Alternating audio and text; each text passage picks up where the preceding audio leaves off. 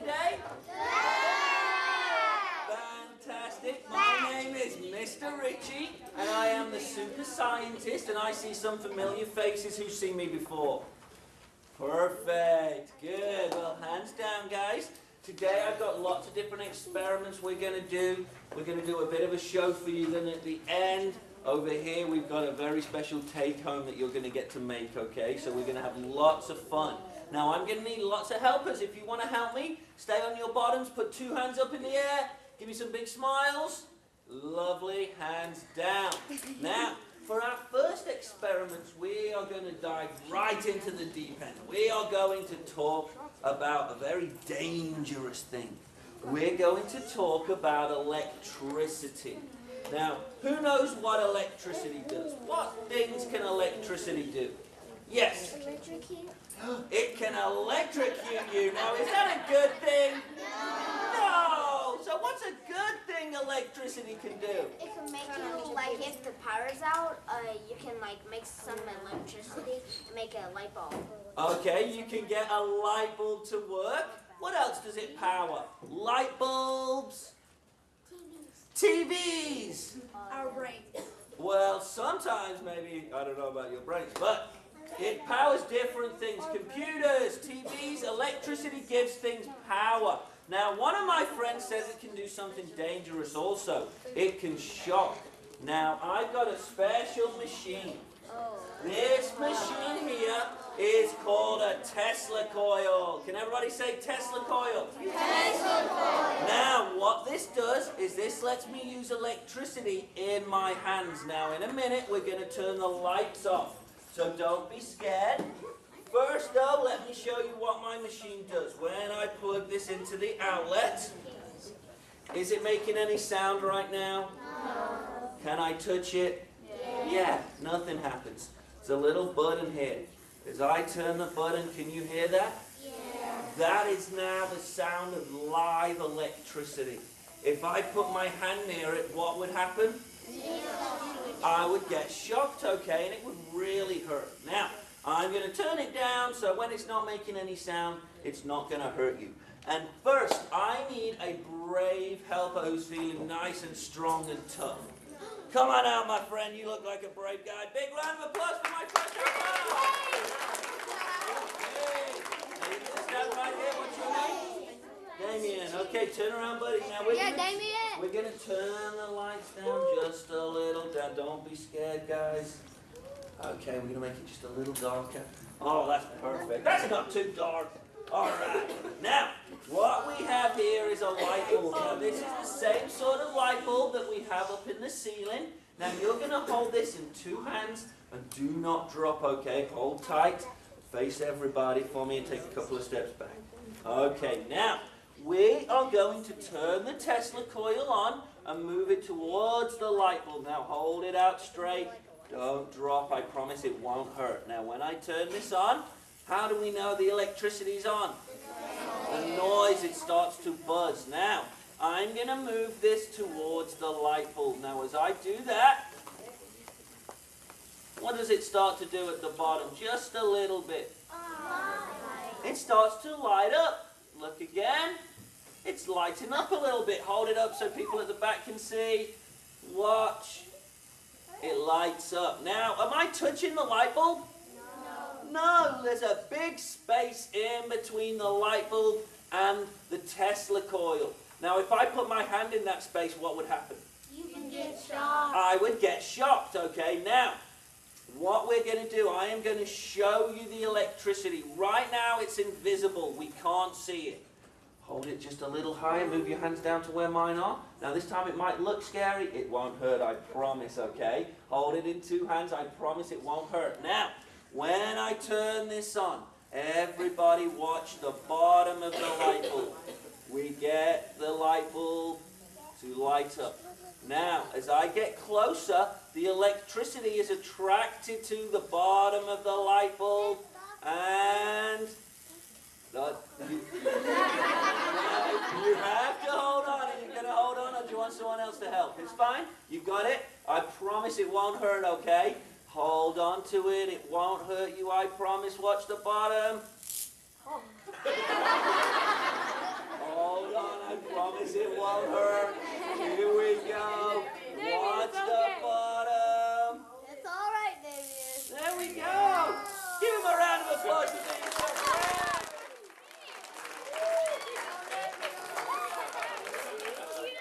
So, you can see the electricity now traveling through the air.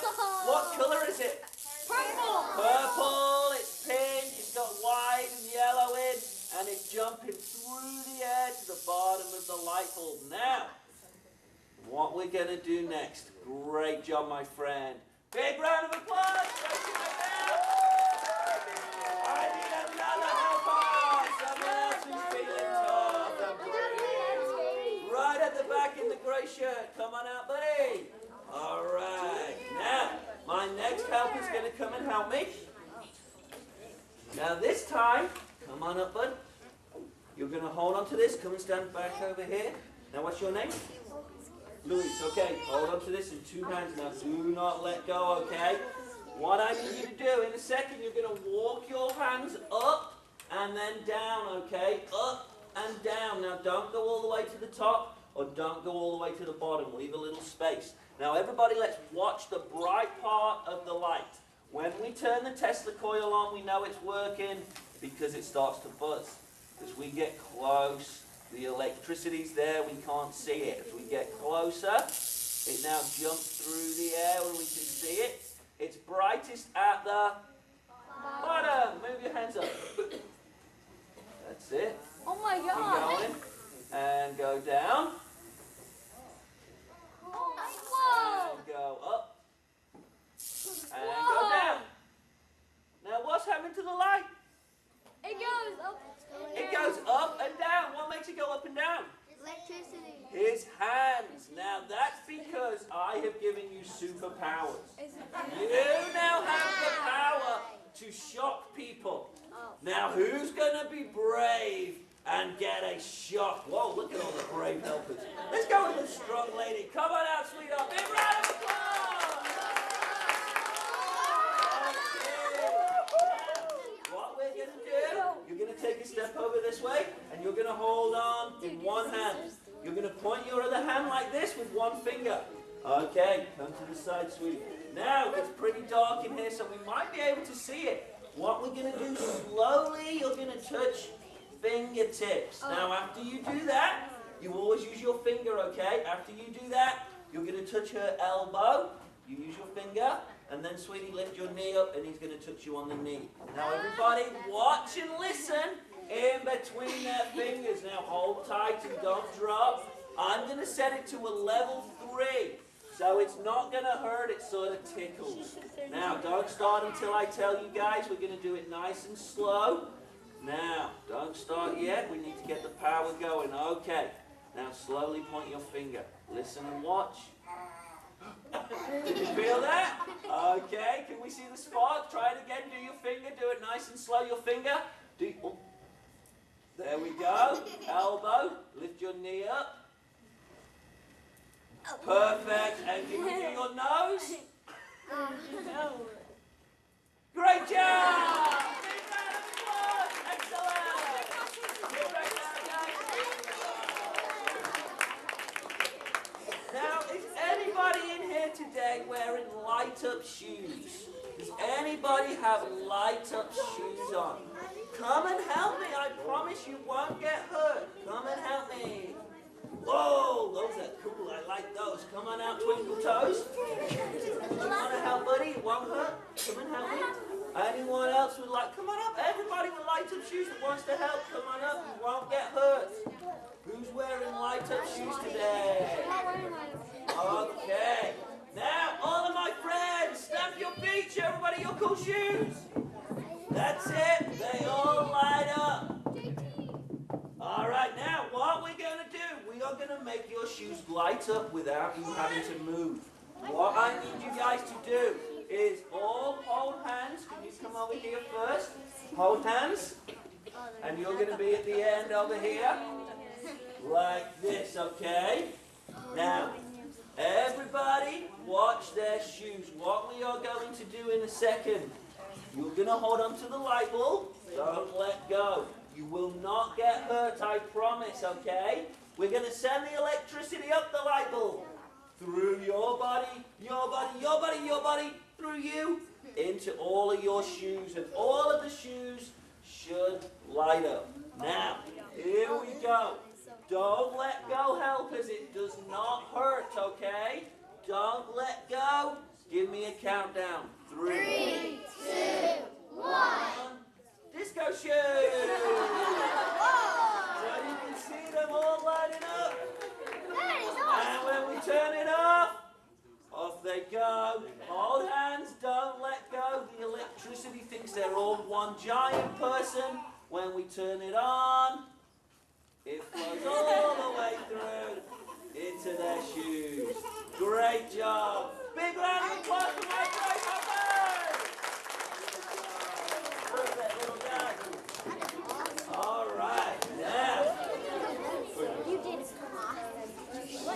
What we're going to do next. This next experiment is one for your librarian. Now, what are you not allowed to do in your library normally? Talk loud. Now, to help your librarian out, if you're talking loud in the library, she can now put you in this. This is Mr. Richie's electric chair. Who's going to show everybody how the electric chair works? Okay, in the white shirt, come on down. All right, now. Hold on, Scooby-Doo. Stand up now. If we look at the chair, this is made of plastic. But look, the legs are made of metal. It's all connected with metal, and there are 2 spots on the seat, okay? Now, I need you to relax and sit down right on the edge, okay? Now, if your librarian's at her desk looking around and sees you talking too loud, instead of having to tell you to be quiet, she's just going to be able to touch this down and see what happens. So face everybody, try. Here we go. 3, 2. No, oh, move over then. Let's see if we can get it just on the right spot. Oh! Big round of applause. Anybody else feeling brave? Come on down. All right. Sit right on the edge. Now this is good for parents as well, guys. You can get one of these if your kids aren't eating their vegetables at dinner. You can use this. So here we go. Face everybody. Try to stay calm. And sit down. And... Ah! Great job. Thank you. Now for this next experiment, I need a little lady. You will not get hurt, I promise. I need a little lady. Okay. Now, my friend here, turn around, has got a beautiful smile. Show everybody. Okay, now, you're going to be Mother Nature, and you're going to be mad and angry, so show me an angry face. That's a happy face. She's okay. All right, Princess, what we're going to do, this is the Earth. Who lives on Earth? All right, now, we're going to turn the lights down. Now, we've got some nasty weather the last couple of days, so stand back here, Mother Nature. Hold on to this. This is a thundercloud. Now, when we have a thundercloud, we get rain and we get lightning. Oh my God! You can see the lightning strike. Now, if the lightning hits the wrong spot, it can do a lot of damage. Now, stand back, sweetheart, just for a second. Here, this piece of paper is going to be a tree. Now, if you're ever outside in a thunderstorm, one of the worst places you can stand is under a tree. Now, hold on to this, Mother Nature. Don't let go. We're going to let the lightning hit the wrong spot. You're okay? Here we go. 1 second. Now, if that was a tree, that tree would come crashing down on your head, and would that feel good? Okay, that would be really bad, right? Big round of applause for Mother Nature!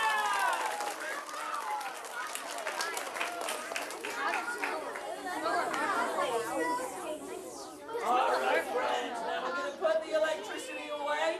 If you came up to the front and have helped me already, please don't put your hand up. Let some other people come and be my helpers. I have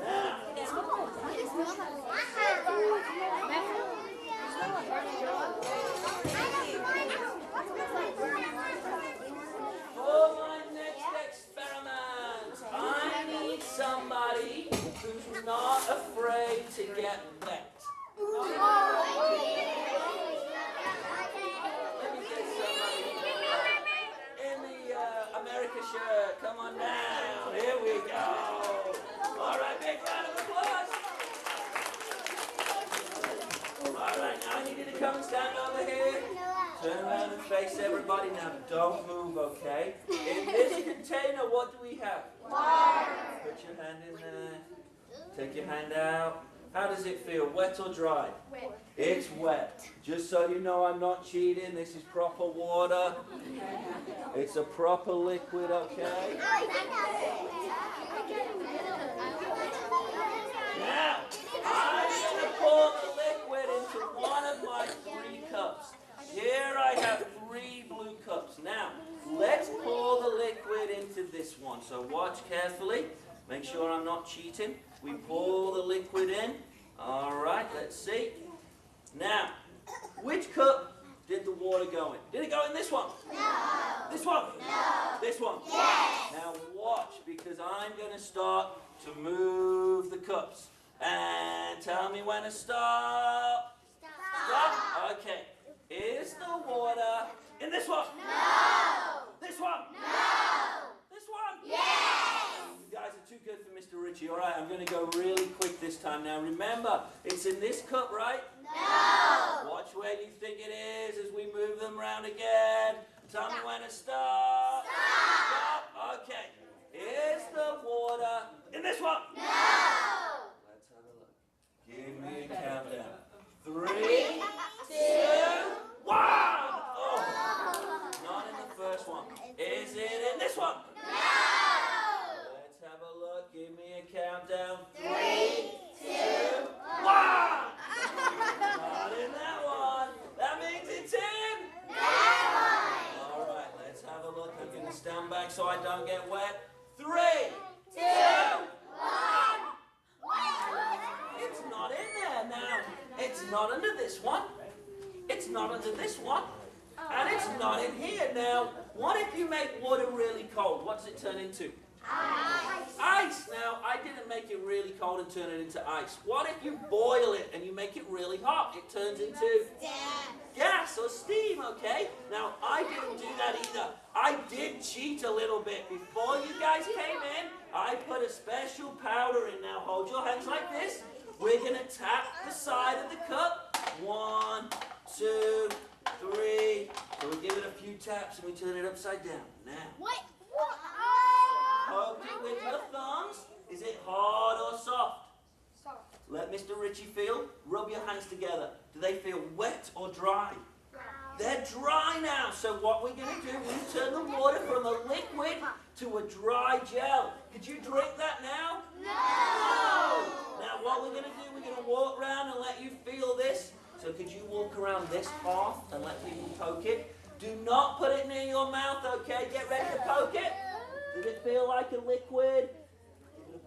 That's it, you ready to go? Poke, poke, poke, poke, poke, poke, poke. Oh, it feels weird. You feel like it? I got one. Hey, you can.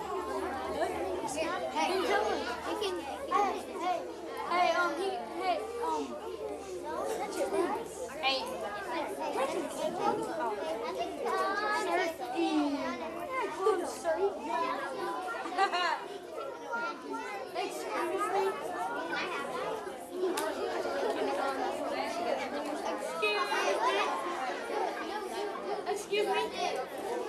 Excuse me. American shirt. American shirt. Yeah, he got shot. All right. He's just throwing it right now too. He got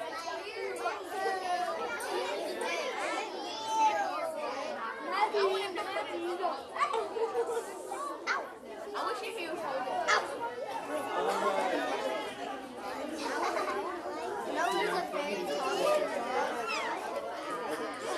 All right, guys, now, just so you know what you've been touching. This started out as a white powder, and it started out as baby diaper powder. This is at the bottom of a baby's diaper. It's called polyacrylamide. It's also used by astronauts in space, okay? It turns a liquid into a soft solid. Now, we're going to move on, and we're going to talk about one of my favorite things in science. We're going to be talking next about a special thing. Who knows what this is? dry ice. This is dry ice. Now, dry ice is one of the coldest things in the whole world. It's 109 below zero. It's so cold that if you touch it with your finger, it will burn your finger. So you can never touch it. It's so cold, it feels hot. So you can never touch this unless you're wearing a glove. Now my hand's getting really cold in the glove, but luckily it's not getting burnt, okay? Now if you move it, what can you see? Steam, smoke. Dry ice is called dry ice because it's not got any liquid, okay? It's never a liquid, it's a gas, a frozen gas. Now, what we can do is lots of fun things with it because it's cold and because it's a gas. Now first, I need two helpers who've not been to the front yet. Let's get in the blue at the back and in the white. Yep, come on out. All right, now I'm going to give you a quarter and one to you. I'm going to give one to you, buddy. Stay where you are. I'm going to give one over this side to you, sweetheart. Stay where you are. And in the middle, in the white shirt. Okay, now, if I give you a coin, put it in your hands like this. Everybody else, put your hands together like this. Now, let's create heat by making some friction. So slowly rub, you don't really feel much. Let's get quicker. And let's get quicker. And let's go full speed. Rub, rub, rub, rub, rub. And touch your cheeks. How do your hands feel? Hot, right? Now we want to rub, rub, rub to make this coin hot. So keep rubbing. Rub, rub, rub. Now we want the coin to be hot enough to start to dance. Now to make it dance, we hold it at the top. We're going to push it down. 1, 2, 3. Can you see it starts to move all on its own? So it starts to shake back and forth. Now, did we hear anything when we first pushed it in? Yeah, we heard a sizzle, okay? Now hold the top of yours. Make sure we don't touch the ice. Hold on to it. Here we go. 1, 2, 3, let go. Perfect. Stay at the front. Push yours in. 1, 2, 3. Lovely. Okay, stay at the front. Who else has got one? All right, you guys, just turn around and have a look. So turn around and have a look. Push yours in. 1, 2, 3, let go. That was a hot one. That was excellent. So you can see it start to shake. We've got one in the middle. I know we've got one in the middle for you guys. You can see this one, don't worry. Push yours in. Don't touch the ice. Be careful. 1, 2, 3, let go. Perfect. And then one over this side. Watch out. We've got one over here. Push yours in. 1, 2, 3, let go. All right then, friends. Now, as I was walking around, the coin started to shake. What happened to these first ones we put on? Well, what makes you say they froze? What color have they turned? They turned white. Now, the dry ice is so cold that if you put a quarter on it, it will freeze mega quick. Hold your hand out like this. You're going to pass these around. The ice is too cold to feel, but you can feel the quarter. These are really cold, but they, get ready to pass them quick. Ah, quick, quick, pass, pass. Quick, quick, pass it around. Pass it around. Pass it around. Pass it around. Pass it around.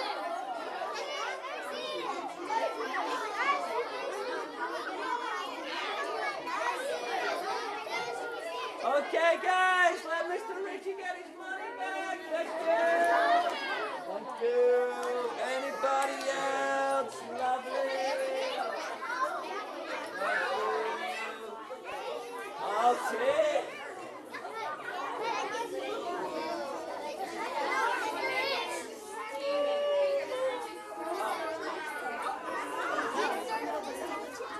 Now, next, guys, we're going to do a listening experiment. Dry ice, we've said, is really cold. Compared to the ice, thank you so much. Compared to the ice, this pan lid is hot. Now, when the ice hits the metal, It turns up. Makes vibrate. you get one sound.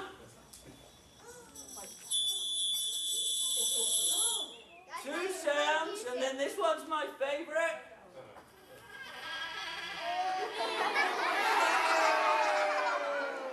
Is that you? Wow. So we got one here, and then in the middle's that stinker.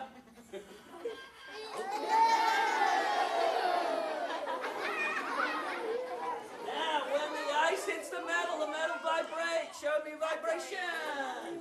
Some vibrations are big. Some are teeny tiny. If the vibrations are big, stretch your arms out wide. It's so awesome. Everybody make a loud sound. If the vibrations are small and close, put your hands really close. It's high! Now, what I need you to do is take a big breath and you're going to follow my hands, okay? So, ready? Breathe in.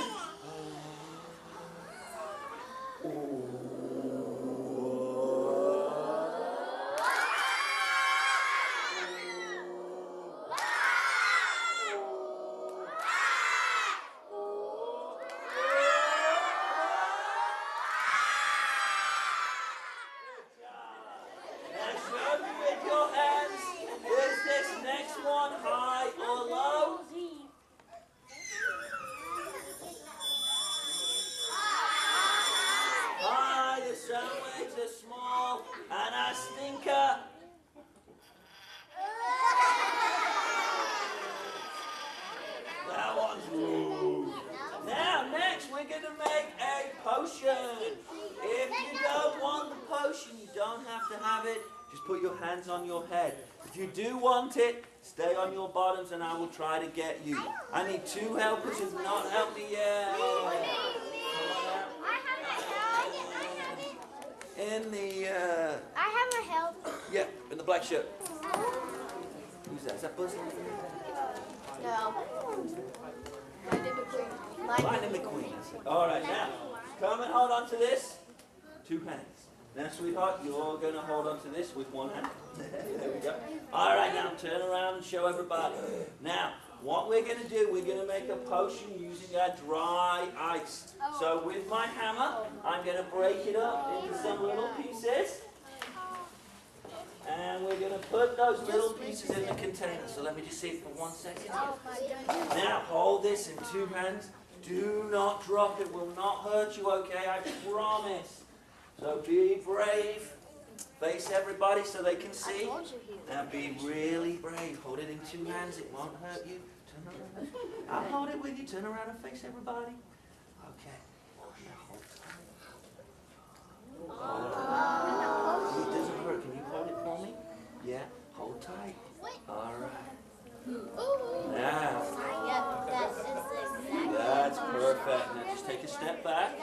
add a squirt of super science liquid. Now don't be scared. A little bit more than that. There we go. Give it a squirt. Perfect. We add a little bit more. And now put that back on the table. This is now a super science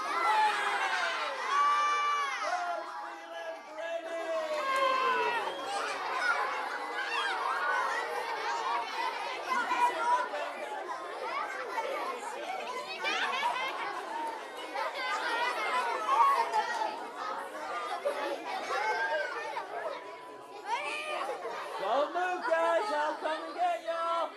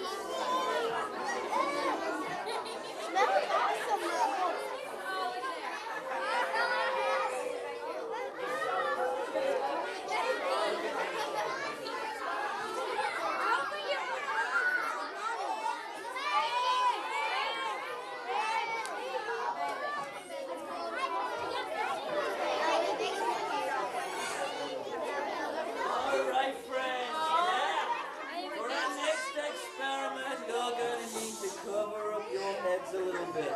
We're going to do an explosion next, okay?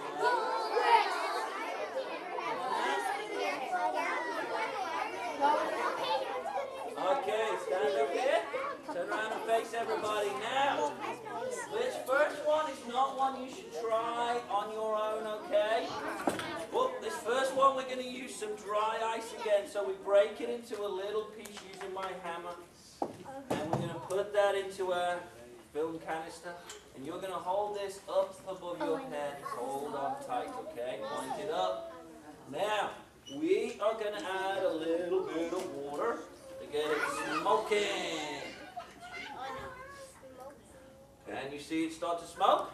Yeah. All right, now hold it down here. You're pretty tall. Okay, now just away from your head. That's it. Now, we are going to add a lid. Right now, all that gas is coming out, all the smoke's coming out. When we put the lid on, the smoke is trapped. It starts to push. Now hold on tight, because any second, something should. In a second, it should. Explode!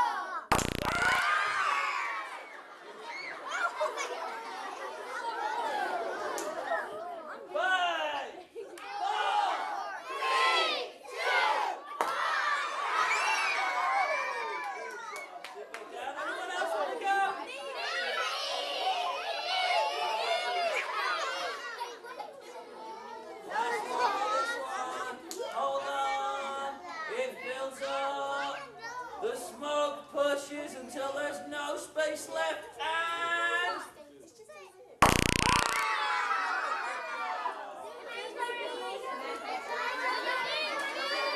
all right, guys. Now, if you saw there, that one is a little dangerous. Sometimes the ice will pop out, and you might accidentally touch it. So that's not one you should try on your own.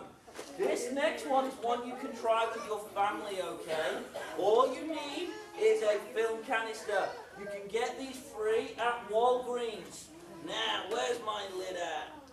It's back there. Oh, I got this one now. You need to make sure you've got a clear lid, okay? They'll give them you free at Walgreens. You need one of these, and you need an Alka-Seltzer. And this is going to turn the bottle into a rocket. It's best to do it outside because this will go above a house, all right? Come on out. Now, what you're going to do, you're going to break the Alka-Seltzer in half. So snap that in half. We're going to put a little bit of water in the container. So we fill it up about a quarter of the way. Now, you're going to drop both pieces in. I'm going to snap the lid on. We're going to turn it upside down, and it's going to blow up. Here we go. We need to back away after we put it in. Get ready to drop them in at the same time. Both at the same time. Drop it in. Back away. All right, here we go. Now this one is safer because you can touch the Alka-Seltzer afterwards, and the bubbles are what caused the explosion. All right, thank you so much. Sit back down. Now, friends, we've got a special treat for y'all. Here in a second, we're going to move on to do our making portion of the show where you get a take-home. Now, before that, we've got a couple of announcements. I am Mr. Rich from Super Science. We have a soccer science camp next week down the road in Murfreesboro. I've got some flyers around. It's loads of fun. We build rockets and race cars, catapults, different things, and then we do soccer in the morning. So it's loads of fun. If you'd like to come, we do still have spaces available. I also do birthday parties where we can come to your house and we can do our fun stuff at your house. Now, can we do the announcements next? First of all, let's give this to Rich.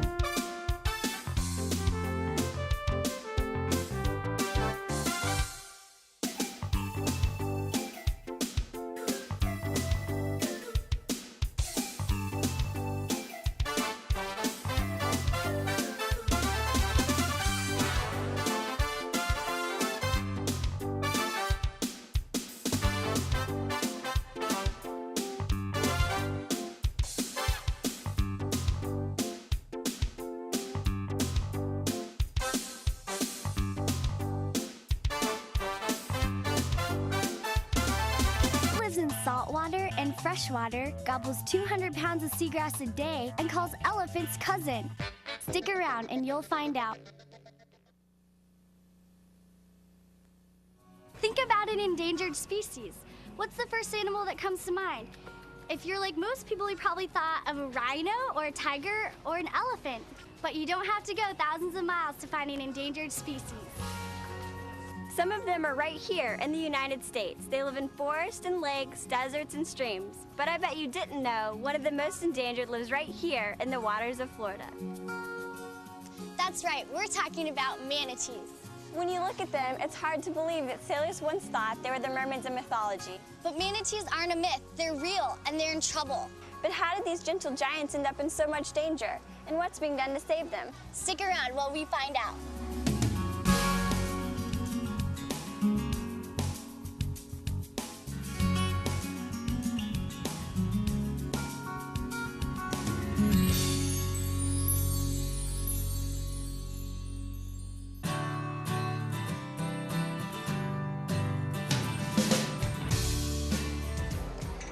A few facts about manatees. They're the only plant-eating marine mammals, and they have huge appetites.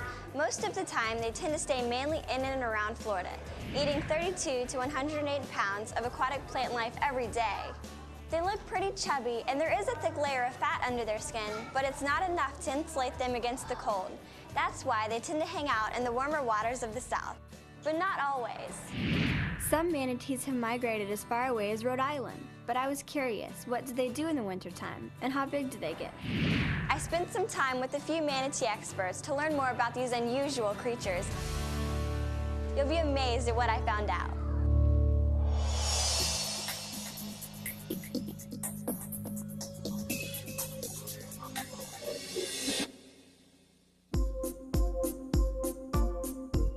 The first expert I talked to was Dr. Dan Odell, a research biologist at Hub SeaWorld Research Institute, who took me to see the manatees in the rehabilitation area. He told me that manatees are from the order Sirenia, which includes the dugong from Australia. There are 3 species of manatees. The West African manatee, which is of course in West Africa, the Amazonian manatee, which is in the Amazon River Basin, and the West Indian manatee, which includes the Florida manatee. The West Indian manatee ranges from roughly Florida in the north down to Brazil in the south throughout the Caribbean. What other animals are manatees related to? Manatees are related to elephants, hyraxes, and aardvarks. And if you just take the elephant and you look at an elephant that has very thick, tough skin, not much hair on it, some toenails, then you look at our friends the manatee here. It's very similar skin appearance, sparse hairs scattered over the body, and you see these very tiny fingernails. I could see the resemblance, but unlike elephants, manatees have whiskery faces and little tiny eyes. Manatees can also stay underwater for as long as 20 minutes, diving down to feed no deeper than around 10 feet. Can you imagine an elephant doing that? I noticed that they don't really swim that fast. About how fast can they swim? Manatees in general are very slow swimmers, going 1 or 2 miles an hour. In a burst of speed, if they really have to, they may be able to get to 10 or 12 miles an hour, but not for very long. Even though they're massive, there's something graceful about manatees. Waving their fan-shaped tails, they glide through the water like big gray blimps. They can grow to be over 12 feet long, and at their heaviest, weigh in the neighborhood of 3,500 pounds. Big manatees are probably as long as a mini pickup truck and probably weigh as much, or if not more in some cases, as a small pickup truck. For an animal that eats a lot of lettuce, which is known to be a very healthy food, how did they get so fat? Manatees have large, long intestines, lots of microorganisms, bacteria, that break down the plant material, release the nutrients. The manatees absorb it all and really turn it all into fat. Because manatees only eat plants, they have different adaptations from other marine mammals like whales or sea lions. Adaptations like their teeth, for instance. As they chew, even though it doesn't look like it here, the forces generated during chewing make the teeth move forward.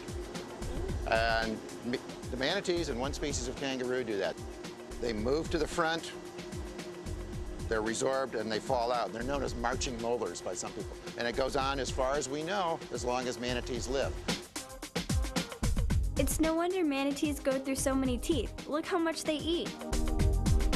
I figured that couldn't be good for the environment, but I was wrong. Manatees have a very important role in the coastal marine and freshwater environments by recycling nutrients. A big manatee may eat 100 or 200 pounds of vegetation every day, as long as it lives, which could be up to 50 years in some cases, and that makes a lot of fertilizer back into the water. So manatee really helps keep the ecosystem intact in a very dynamic state. Makes sense to me, but if manatees are important to the environment, why are they endangered? Manatees are endangered because of people. Historically, if we go back a few hundred years, people have eaten manatees. These days in Florida, it's not so much hunting, which is rare but still happens on occasion. It's other human activities. Their habitat has been severely impacted by human activities in Florida. And other things like boating. A large number of manatees are killed each year by power boats. They get entangled in fishing gear. They get caught in flood control dams. So it's other human things that are keeping manatees on the endangered list. So, I wondered, how many manatees are left in Florida? These days, the state of Florida tries to do a complete survey of state waters every winter when the weather's really cold and the manatees tend to congregate at warm water areas. They've counted over 3,000 manatees in some years. Dr. Odell says that nobody really knows how many manatees are left, but if things don't change, they'll be on the endangered list for some time to come. And that would be a shame for an animal that's been around for millions of years. Surprised? You shouldn't be. Manatees have been around a long time. Fossilized bones have been found that date back to 45 million years. They're very adaptable, but nowadays changes happen so fast in their habitat that they don't have time to adjust. Luckily, though, they have scientists, wildlife officials, and facilities like SeaWorld on their side. For over 20 years, a variety of government and private organizations have been working hard to rescue, rehabilitate, and release hundreds of orphaned and injured manatees. It's always been rewarding, but it hasn't always been easy. So, how do they do it? I mean, what does it take to rescue a gentle giant? It takes a lot of teamwork and a lot of heart. Check it out.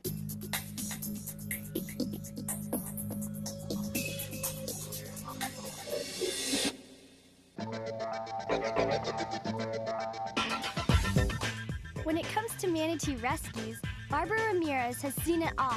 She loves her work, and it shows. It's very exciting. You have a manatee that's hurt out in the wild, and you're trying to help it out.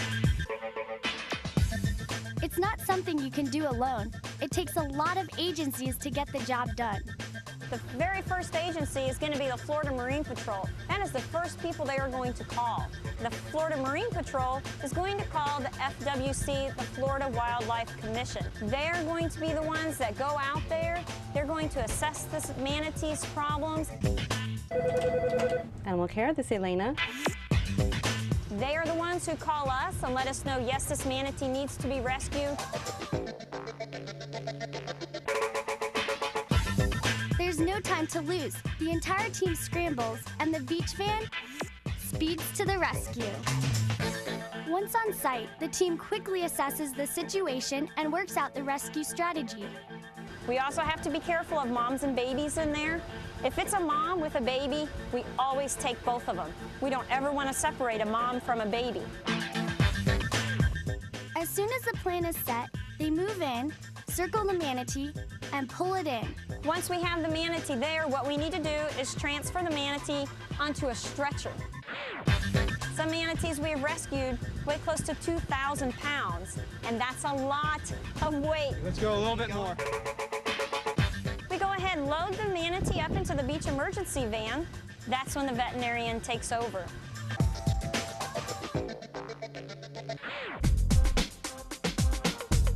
A lot of the time, the doctor who goes along is Dr. Michael Walsh, Director of Veterinary Services at SeaWorld Orlando. The goal is to get that animal as quickly as possible into the truck, get them transported. We may do initial blood work on site. We may try to do an initial evaluation, but we're going to rely on what we can do back here to really complement what we do in the field. The vets look for visible wounds or signs of blunt trauma from boats. There may be a crab trap lying around their flipper, Sometimes they get entangled in discarded fishing line.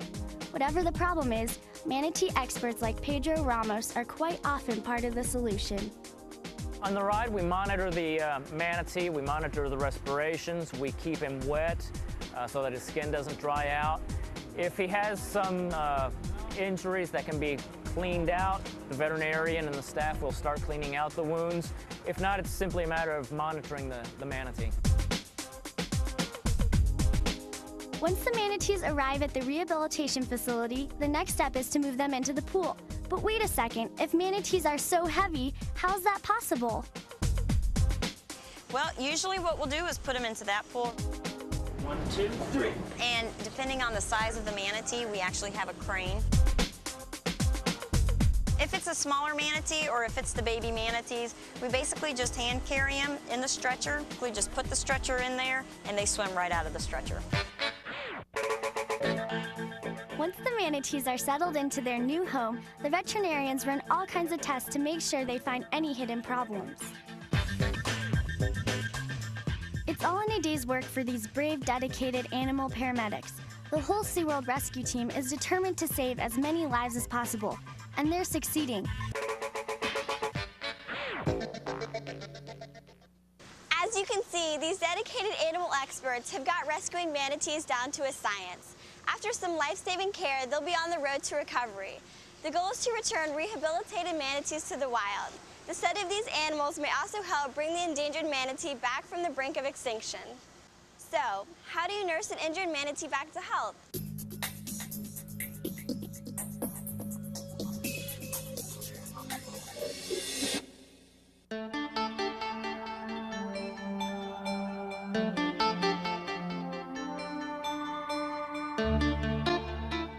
After a thorough examination, the next step in treating injured manatees is to take x-rays and perform minor surgery like suturing wounds and repairing fractures.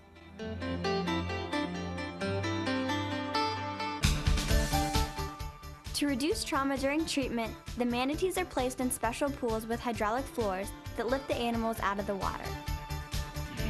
The veterinarians face all kinds of manatee injuries, from damaged tails to deep cuts from propeller blades.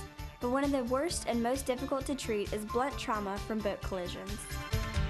We've had manatees that have come in with a collapsed lung, and what happens is the front of the boat will hit the manatee on the side. It'll fracture a rib, and the rib will actually puncture the lung. It basically deflates the lung, and so they turn on their side.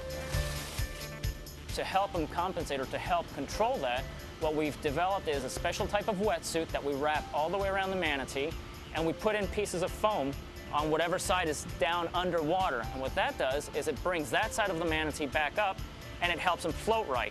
We actually see one side higher than the other, and when it's like that, they can't eat.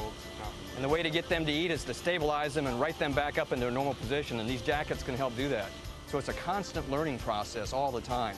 We're always modifying, always changing. So you've got to be open to innovation, changes, what's new in the field, to make the problems approachable. Dr. Walsh and the other vets who work with manatees have faced a lot of unique challenges over the years. The first challenges we faced are we had to learn how to sedate them without hurting them. We then had animals that needed surgery, so we had to work out general anesthesia, which was totally different for us.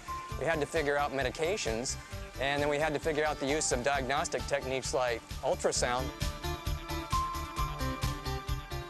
They also use a technique called thermography to diagnose internal problems. Thermography uses a heat-sensitive camera to scan the manatee's body in search of hot spots that indicate possible infection or trauma. What we're seeing here is a person's hand, which is much hotter because it hasn't been in water, pointing down to an infection in the flipper of the manatee. Even with all their advanced medical technology, manatee vets often have to use their professional intuition and experience from working with other species. Once a manatee starts doing better, we'll let them out of the medical pool and put them into the isolation pool.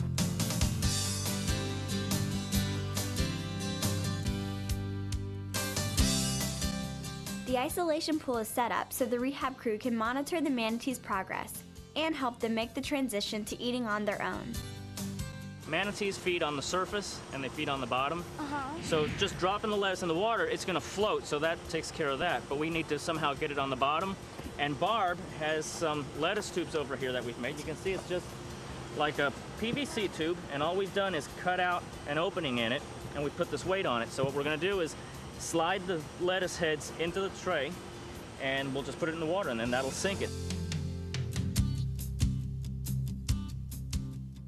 One manatee can go through 100 pounds of lettuce a day. At that rate, they'll be ready for release in no time.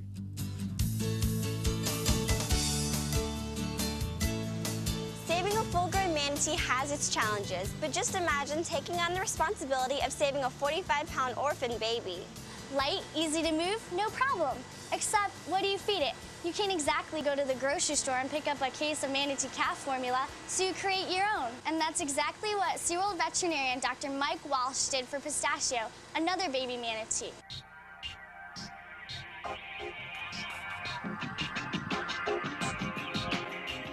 Pistachio was an orphan manatee. He was found in the Daytona Beach area. State biologists were observing him for a couple of days.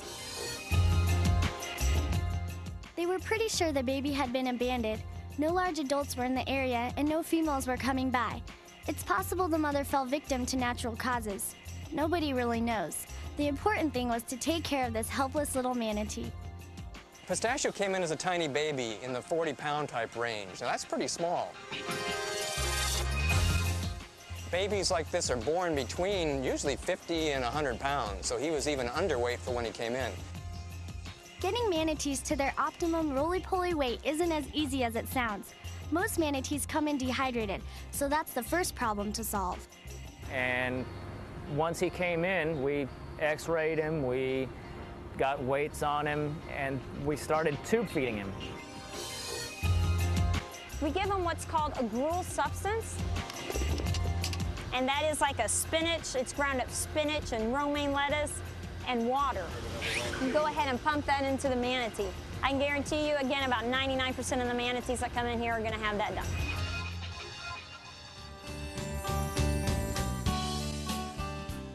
In between tube feedings, they train Pistachio to accept the bottle.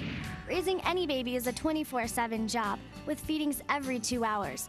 And Pedro has plenty of experience with that. He's been a manatee foster parent more than once. Oh my goodness. Come on down. There you go. Let's get you into position. Flippers down. We've been working on him pretty much round the clock, and he's understanding how to take the bottle. He's just learning now where to come over to get his bottles. That's why we slap the side of the pool. That lets him know that it's feeding time, and he'll come right over. It's kind of like ringing the dinner bell for him. We like to get him up to 700 pounds. And the reason for that is when they go out into the wild, they have to be able to endure the cold weather during the winter. And that winter weather is a challenge to them if they're not nice and plump. In Pistachio's case, the standard bottle mixture didn't work, so a new formula was created. The big question was, would it be enough to save him? Well, Pistachio's formula was designed based on a couple of things. We know the babies can come down with intestinal problems. And prior to Pistachio, about half of the babies were lost with a type of disease process called pneumatosis intestinalis. What that is that you get air in the wall of your intestinal tract and it becomes dysfunctional. It just won't work. It can't pass food, it can't absorb food. And we knew that we didn't want to lose him like we'd lost some of the others, so we got on the internet and tried to find a new treatment. Dr. Walsh got lucky. He found a treatment that somebody used in Ireland on a human with the same disease. It's called an elemental diet. We got around the disease problem by using this dietary approach. So he had a very severe case of this disease, and yet he survived. We're batting 1,000 now, where we used to bat 500. Rehabilitation can take a few days or a few years. In Pistachio's case, he stayed in the baby pool for about a year. When he was big enough and eating some lettuce on his own, he was moved to the main exhibit, Manatees, the Last Generation.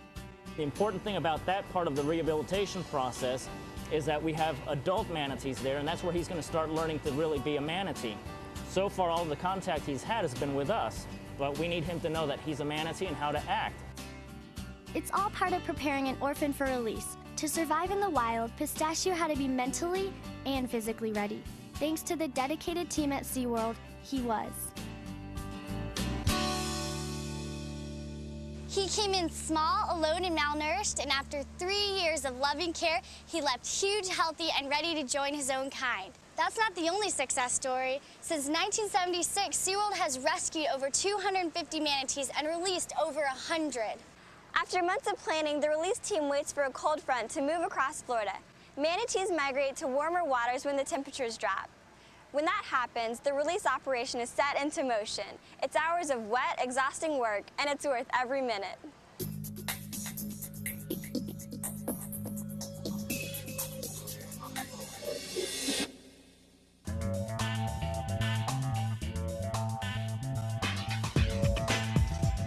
So how do you decide when a manatee is ready to be released? According to Dr. Walsh, you have to look at a lot of things. If they had some abnormality on x-rays like Pistachio did, then we'd recheck his x-rays, make sure it's cleared, make sure his blood work was all normal, and see whether or not size-wise he could go back out without any challenges from the wild. When the manatee is ready, a whole team of experts gets together to figure out where and when to release it. Everybody sits down together, agrees on a date, when to release him, what would be better, whether it's in the spring or in the fall, and we also decide where to release him. But the final decision is up to the Florida Wildlife Conservation Commission and officials like Nicole Adamy. Releases are very dependent upon the individual manatee themselves. The site is chosen depending on where the animal came from. What we try to do is we try to pick up and release the animal where the animal was rescued from. And other times we have to take them far away because the area we rescued them from is really what got them into trouble in the first place. Weather plays a big part in choosing when to release the animal. If the manatee was rescued as a baby, it needs to be released in the wintertime at a warm water site, where it'll have plenty of company. It's also important because the cold weather will force the manatee to stick around long enough to remember the site next winter. Just prior to the release, what we'll do is, of course, take the last of the blood samples for last-minute confirmation that the manatee's okay. We get a weight on them, and all of this is mostly just for records for the state because after we release them, we'll go back periodically and check up on them. When the big day arrived for Pistachio, he was ready, but it was still hard to see him leave. You become attached to them. You have this baby that was only a few days old when they brought him to us, and you see him go through a really tough time where you thought you were going to lose him, and he pulls through that until you finally get to the day where he has to go home.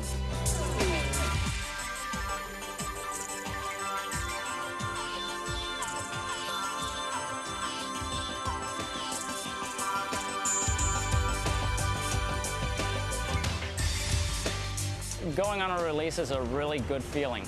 You see a manatee that was in very serious condition, sometimes almost dead, and you've nursed them back to health.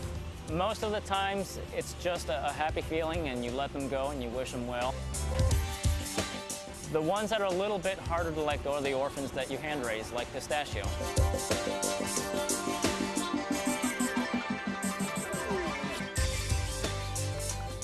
Over the next year, the state keeps tabs on the manatee with a tracking device, a kind of pinging radio transmitter. That way, they can monitor where the manatee goes and how it's doing. Some manatees are so badly injured that they can never return to the wild, so they go to special habitats for long-term rehab. But whether they're released or stay at SeaWorld, it's the caring part of animal care that's most rewarding. Watching a healthy manatee like Pistachio swim away into its natural habitat is the happy ending everyone hopes for. After a period of time, he started moving out from the spring area and went out into the river that connected to the spring, and then moved up and down, hopefully eating well. It's a good feeling when you're there to see him go. It's a really good feeling because you know that you've succeeded, you know you've done your job. Pistachio is one lucky little manatee. I wouldn't exactly call him little, but Pistachio is lucky. He got exactly the right care at the right time from his dedicated friends at SeaWorld. And now he spends his winters in the warm waters of Blue Springs doing what manatees do. You can be a friend of manatees too. Learn all about manatees and their habitat. Support groups who are establishing refuges and encouraging people to act in a manatee-friendly way. Maybe if we all work together, we can save the manatee.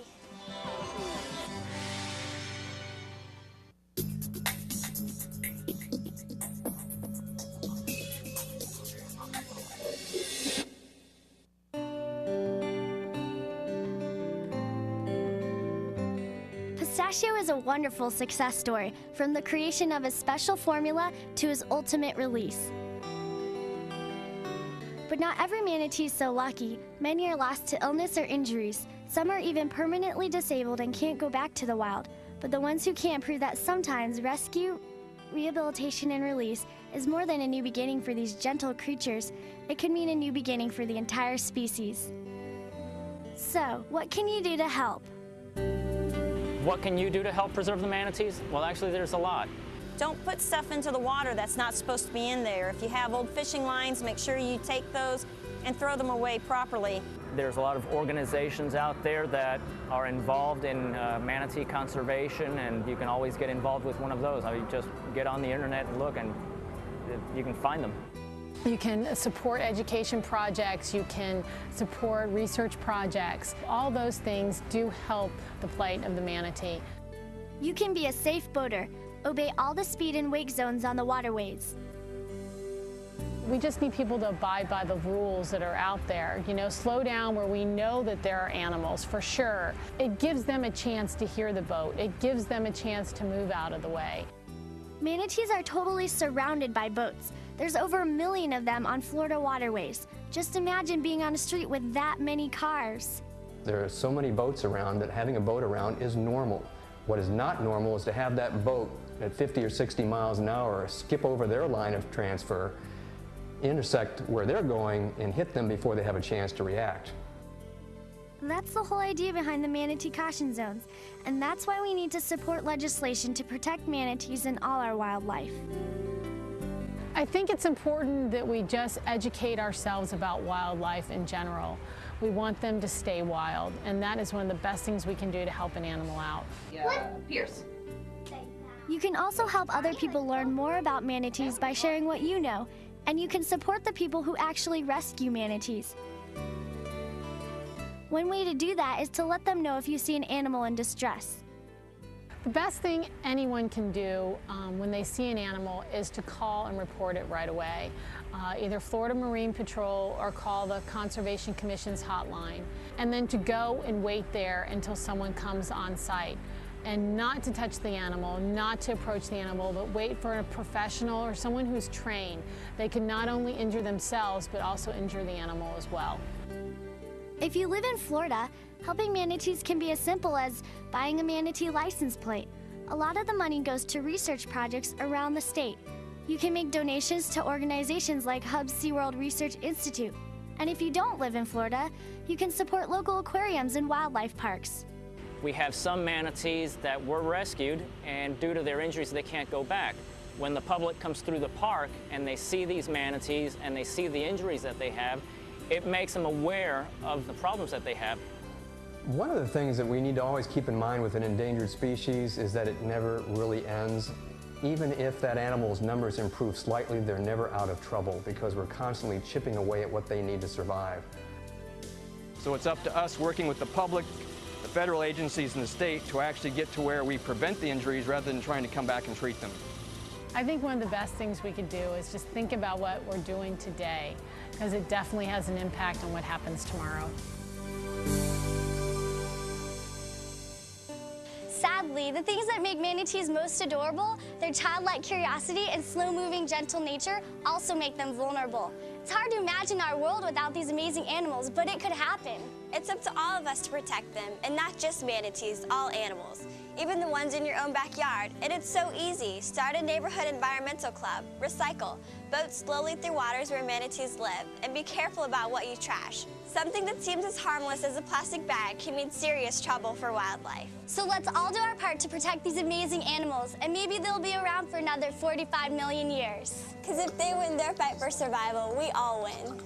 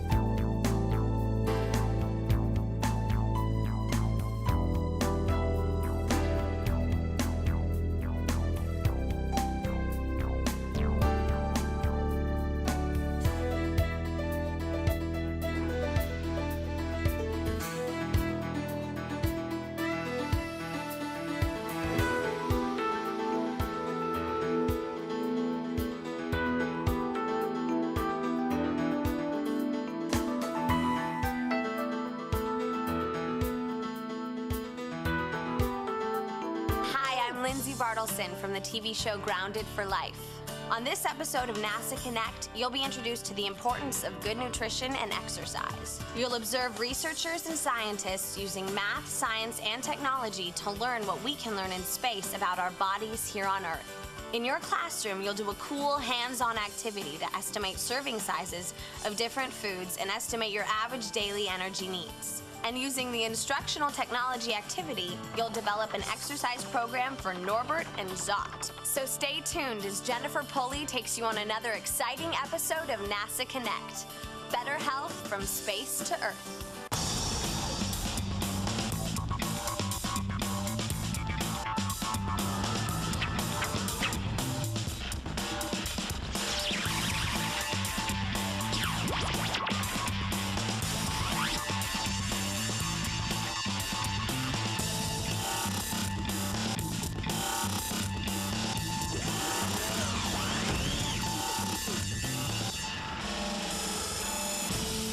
Ready? We got 5.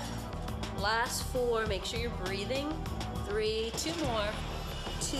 Come on, you can do it. Last 1. There we go. All right, guys, let's grab some water, rehydrate, take 5. Hi, I'm Jennifer Pulley, and welcome to NASA Connect, the show that connects you to math, science, technology, and NASA.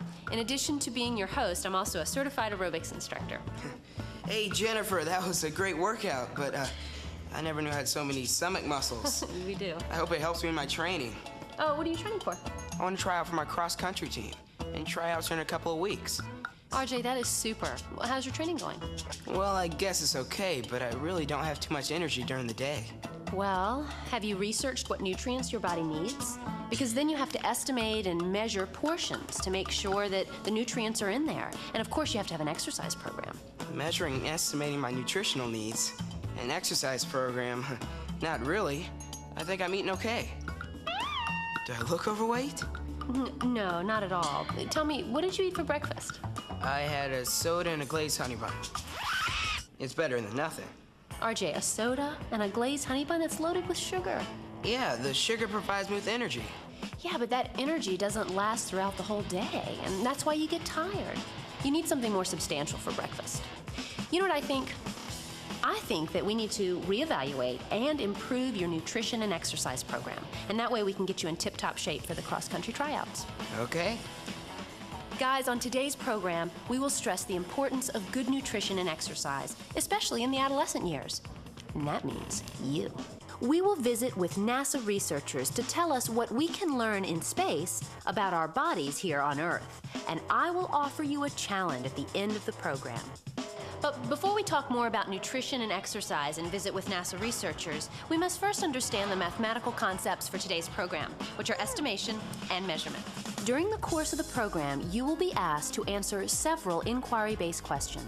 After the questions appear on the screen, your teacher will pause the program to allow you time to answer and discuss the questions. This is your time to explore and become critical thinkers. Students working in groups, take a few minutes to answer the following questions. Number 1, what does it mean to measure and estimate?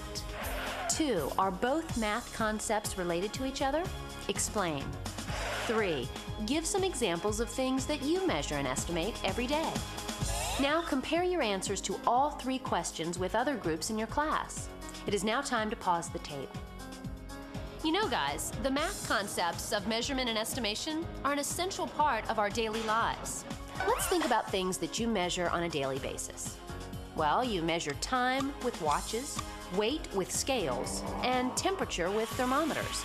You may think of such measurements as exact, but the accuracy of a measurement depends on the precision of the tool. In this sense, measurements can be thought of as estimations.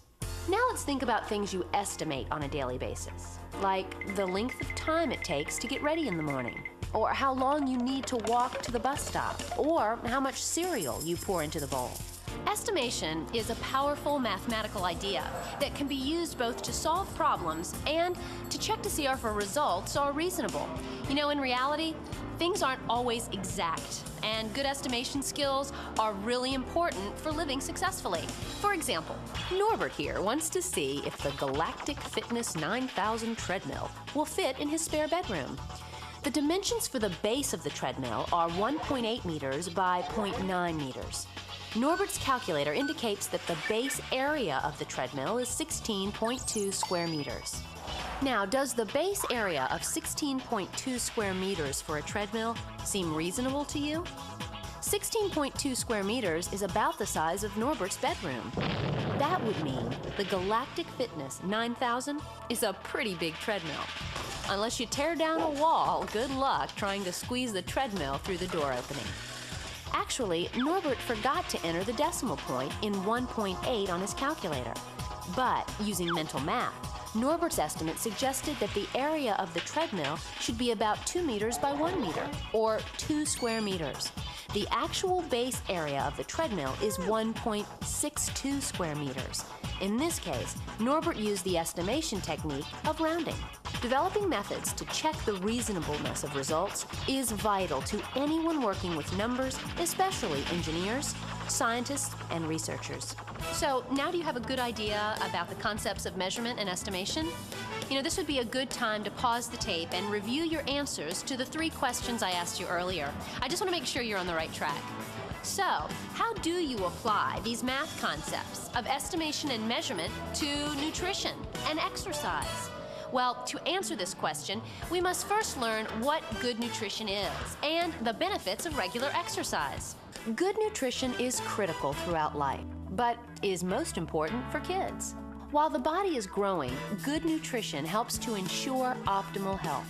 Every cell, every organ, and every system in the body relies on good nutrition.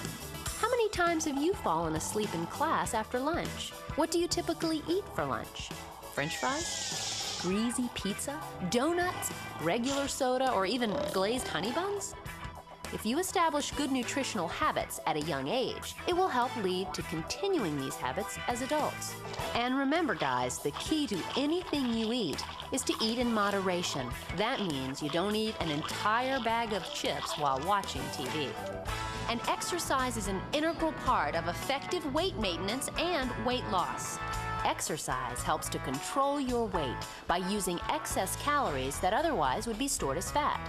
Regulation of body weight is dependent on the number of calories you eat and use each day.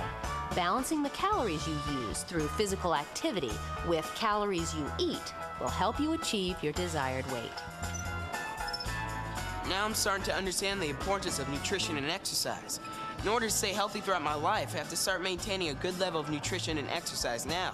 RJ, I am so proud of you. You're on the right track, buddy. And did you know that NASA has an interest in nutrition and exercise? That's right. Astronauts living on the International Space Station undergo changes in their body that can affect the way they function in space and when they return to Earth. Think about this question. What can we learn in space about our bodies here on Earth? Also, how do we apply the math concepts of measurement and estimation to nutrition and exercise? Good form, RJ. Okay, well, I help RJ with his exercise and nutrition program. Let's go visit Dr. Scott Smith, a nutritionist at NASA Johnson Space Center in Houston, Texas. Keep going, RJ. Thanks, Jennifer. Hi, my name is Scott Smith. I'm the lead for NASA's Nutritional Biochemistry Laboratory. Jennifer provided you some great background information on the importance of good nutrition. Based on the information she provided, can you come up with a definition for nutrition? What is your daily nutritional need for calcium? How are you meeting that need? In your groups, take a few minutes to answer the questions. Your teacher can now pause the tape so you can collaborate with your peers. Nutrition is the study of how the body uses nutrients, like calories, vitamins, and minerals, and how much of each of those nutrients the body needs. While good nutrition is important for everybody, NASA scientists at the Nutritional Biochemistry Laboratory look at how astronauts' nutrient needs are affected by spaceflight.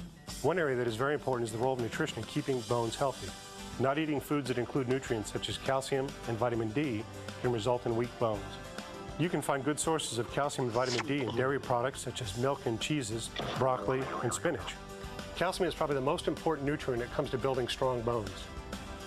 More than 99% of the calcium in your body is stored in bones, and when you don't get enough calcium in your diet, it comes out of bones to help the other tissues. If you do that long enough, what happens is the bones become weak and brittle and can lead to diseases such as osteoporosis.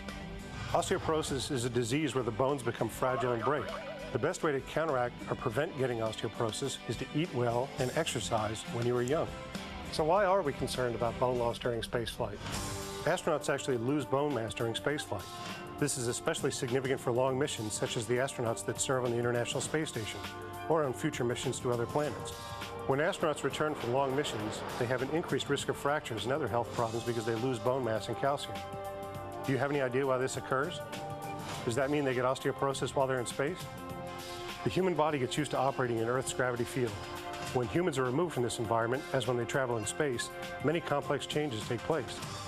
While living and working in a microgravity environment, your body senses that it doesn't need as much bone mass to support the body, so bone mass decreases.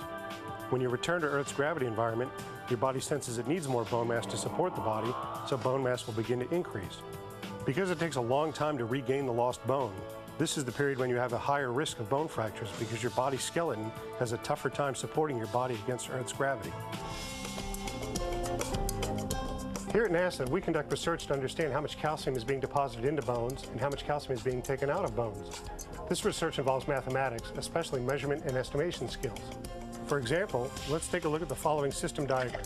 Suppose Norbert was to consume 1,000 milligrams of calcium, which is the daily recommended allowance, in the form of a large glass of milk. This diagram shows the path that calcium and other nutrients follow as they enter Norbert's body from the mouth. The milk enters the stomach and is broken down in the stomach and small intestine by chemical processes. Approximately 80% of the calcium, or 800 milligrams, leaves the body as solid waste. The remaining 20%, or 200 milligrams of calcium, enters your bloodstream. The calcium will help many of your body functions and, importantly, will prevent calcium from being taken out of bones. This is what happens when you don't need enough calcium. About 5%, or 50 milligrams of the remaining calcium, enters your kidneys and is released as liquid waste. Some of the calcium will be taken up into bone, and some will also be released by bone back into the bloodstream. Finally, a small percentage of calcium flows from the bloodstream into the large intestine and out as solid waste. To estimate how much calcium bones are absorbing and how much calcium is being taken out of bones, we can give Norbert a tiny amount of a special form of calcium. For this case, let's call it blue calcium. Over time, usually 10 to 14 days, we collect biological samples of solid waste, liquid waste, and blood. We can determine how much calcium, regular or blue, is in each sample. By mathematically analyzing the data, we can actually estimate the amount of calcium absorbed by the intestines, how much calcium is filtered by the kidneys, how much calcium is being deposited into bone, and how much calcium is being taken out of bone. By studying the flow of calcium before, during, and after spaceflight, we can tell how the body is changing during flight and what is happening to the calcium. From our estimates, we can conclude that the amount of calcium that is deposited in a bone and the amount of calcium released by the bone back into the blood is about the same. This changes when astronauts are in space. The amount of calcium absorbed by the bone is less than the amount of calcium released by the bone.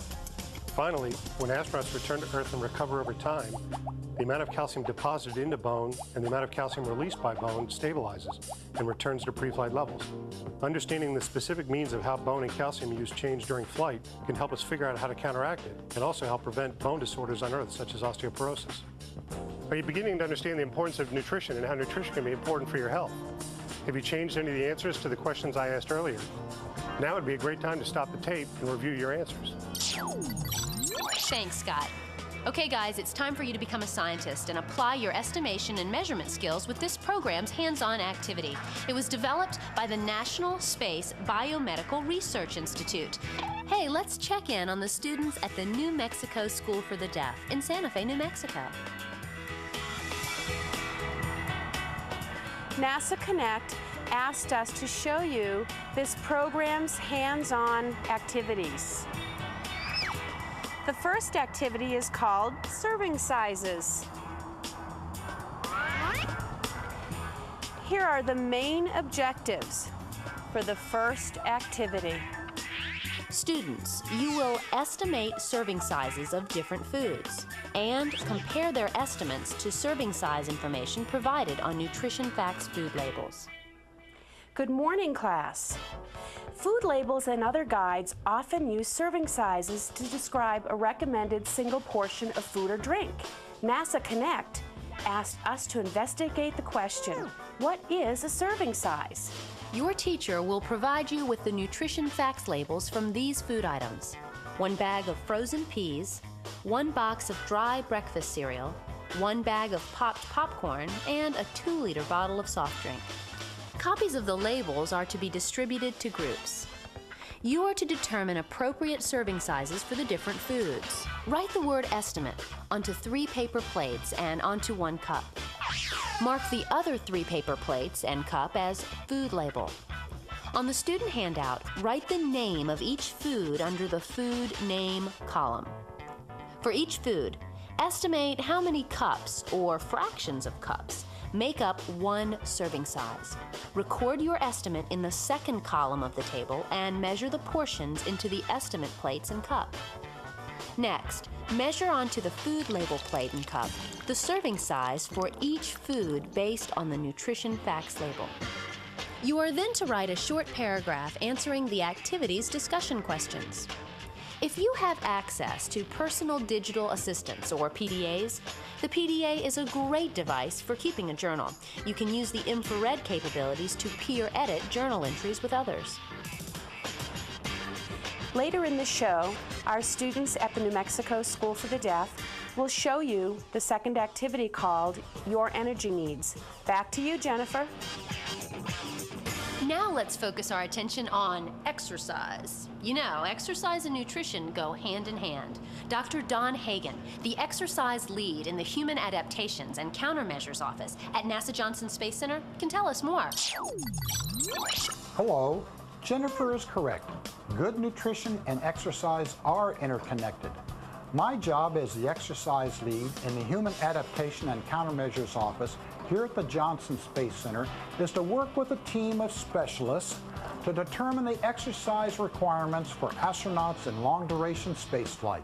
A long-duration spaceflight can be anywhere from months on the International Space Station to years if we ever travel to other planets. Before I continue, let's take a look at the following questions. Why is it important for astronauts to exercise in space? Do astronauts have to be elite athletes to endure a long-duration spaceflight? Explain. What are some of the ways you measure your level of fitness? Students, as your teacher pauses the program, take a few minutes to answer and discuss the questions with your class.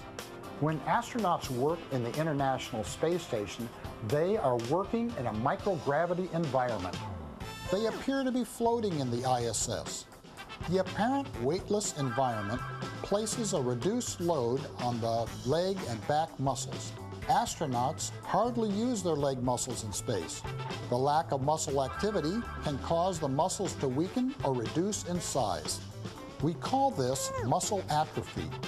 It is possible astronauts on long missions may lose up to 25% of their muscle mass while working in space.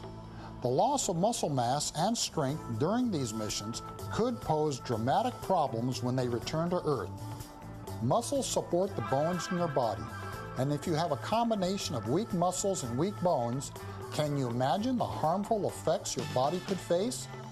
To prevent muscle atrophy, astronauts must be in good physical condition while here on Earth or working in space. Do astronauts need to be elite athletes? There are no physical requirements to be astronauts other than you have to be healthy and pass a physical examination. Astronauts perform physical conditioning on a regular basis as part of their training. This also applies to them when they are working in space. The NASA team is responsible for pre-flight, in-flight, and post-flight exercise performance testing for all astronauts. We want to make sure astronauts are in good shape before they go into space, lose the least amount of muscle mass while in space, and rehabilitate their whole body when they return from space. We can conduct research to measure the muscle performance of astronauts by simulating an apparent weightlessness environment here on Earth. Any ideas on how we can do that? Exposure to spaceflight is very similar to prolonged bed rest. Remember, a cause of muscle atrophy in space is lack of muscular activity. That's why bed rest is a good model, because it minimizes activity, and like astronauts, you lose muscle mass primarily in the legs. During prolonged bed rest, the body gradually degrades and loses muscle mass, bone mass, and endurance capacity. Let's look at an example of how we measure muscle performance. Suppose we use Norbert as our test subject and want to measure his exercise power output during pre-flight, in-flight, and post-flight. In pre-flight, we would first have Norbert use a resistive device to measure his leg power. As you can see in the animation, Norbert's legs are pretty strong. He was able to lift 100 kilograms 10 times. Next, we simulate in-flight testing by putting Norbert in bed for an extended period of time, say 20 days.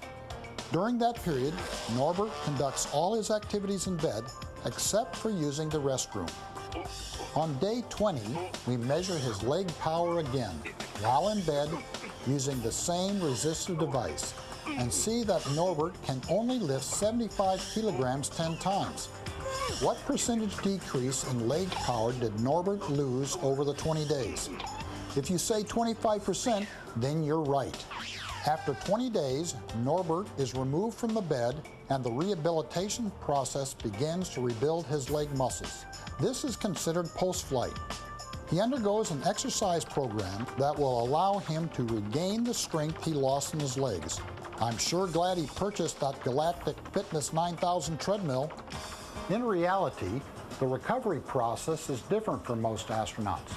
It takes about 30 days for muscle strength and exercise capacity to return to normal. But bone density may take 6 months to a year to return to normal.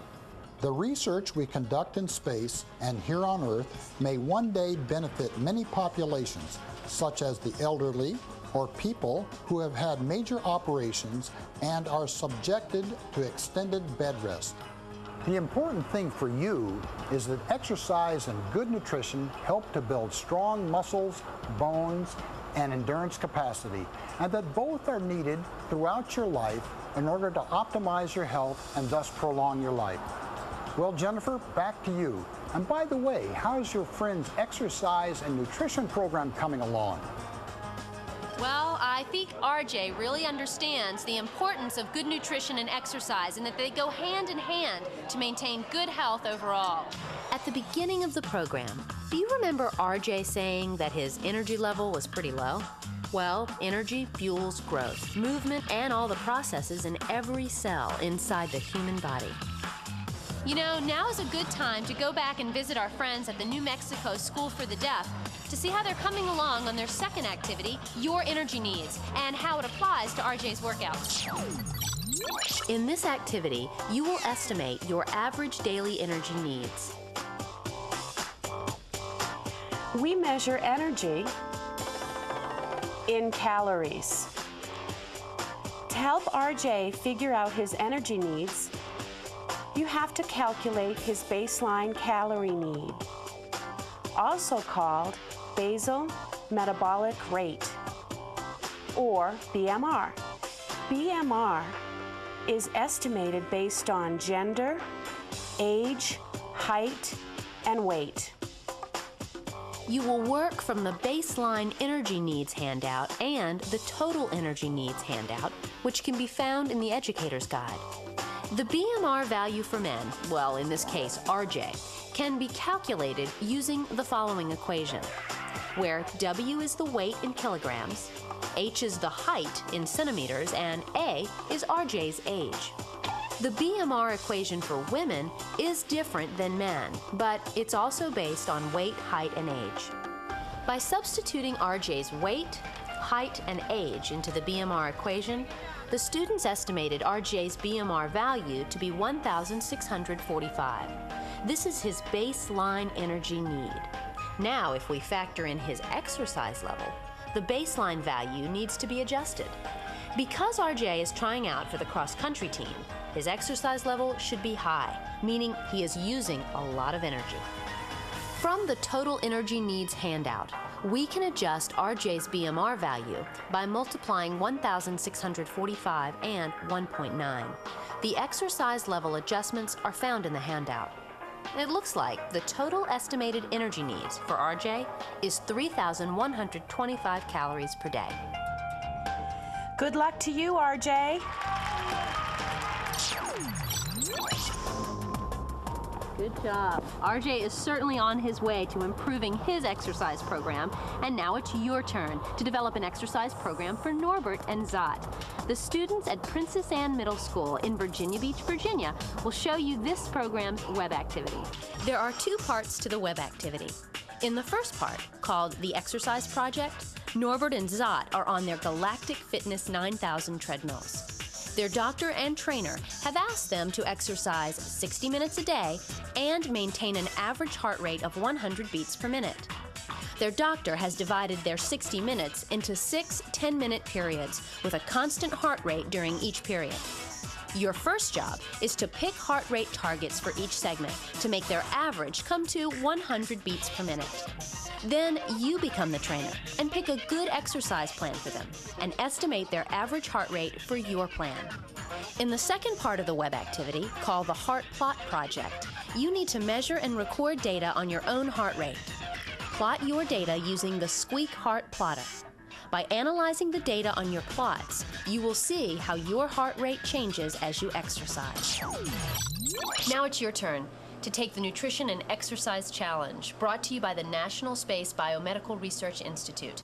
Working in groups, you will choose one of 7 specialty menu cards. Select from a person with hypertension, a strict vegetarian, a pregnant woman, a person who is lactose intolerant, a diabetic, an athlete in training, or an astronaut in space. You will plan a menu for breakfast, lunch, dinner, and snacks that meets the particular dietary needs described on the specialty menu card. You will also create an exercise program for the specialty menu card you choose. The instructions and materials can be downloaded from the NASA Connect website. Then, submit your nutrition plan and exercise program to the NASA Connect website. There's a good chance that your plan and program will be seen by millions of students across the country. Well, guys, that wraps up another episode of NASA Connect. We'd like to thank everyone who helped make this program possible. And you know, RJ, he's doing fantastic with his fitness and nutrition program, and we're going to keep our fingers crossed that he makes the cross-country team. As for us at NASA, we hope that you will consider how to improve and maintain your good health. Got a comment, question, or suggestion? Well, then email them to connect@lark.nasa.gov or pick up a pen and mail them to NASA Connect, NASA Langley Center for Distance Learning, NASA Langley Research Center, Mail Stop 400, Hampton, Virginia 23681. So until next time, stay connected to math, science, technology, and NASA. Here's to your health. See you then. If you were an astronaut experimenting out among the stars, conducting research weightlessly, could you improve our life on Earth from Mars? Do you think beyond the Earth's protective atmosphere, you could find a better way to care for people here? Maybe up in orbit, many cures can be found. We can help our friends and neighbors get their feet back on the ground. We are on a mission, a nutritional race. Captioning funded by the NAC Foundation of America.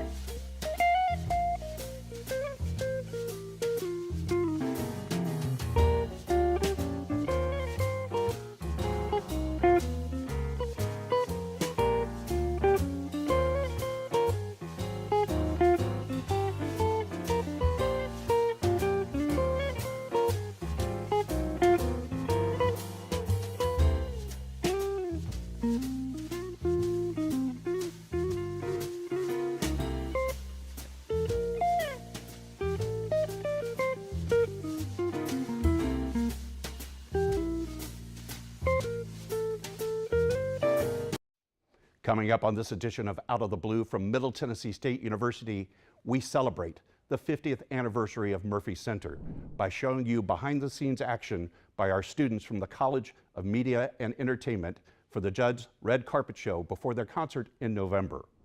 Also, we talk to you about the improvements to this glass house, and we recap the history of all the things that happened here in this memory-making building.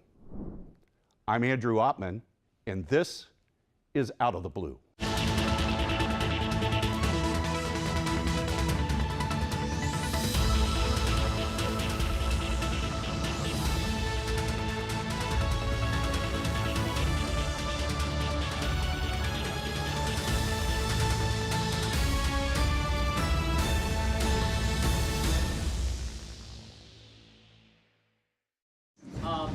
With News Channel 5 out of Nashville. Hi. So what's it like partnering with one of the biggest universities, MTSU? They're going to be hosting this. They love me. They love me so much. It's their anniversary too, so you're taking 2 anniversaries and putting them together. It's like the greatest prom ever. 50-something years for them, 50 years for them. So it's 50 for them, 31 for me. And we were a big deal back then, and we did it at MTSU, and that was our final concert. They really love the fact that I'm coming back there because of that, and I think it will give them an opportunity to get some attention, which, whatever it takes, right? So we're going to have a big party, and that's what life is about, having celebrations. Welcome to Out of the Blue. I'm Andrew Ottman, and yes, Winona is right. We do love her. And we love that she brought the Judd's final concert, Love is Alive, to Murphy Center in November. It provided an opportunity for our students and faculty in the College of Media and Entertainment to showcase their skills and have a once-in-a-lifetime experience. Let's go behind the scenes and see what that was like.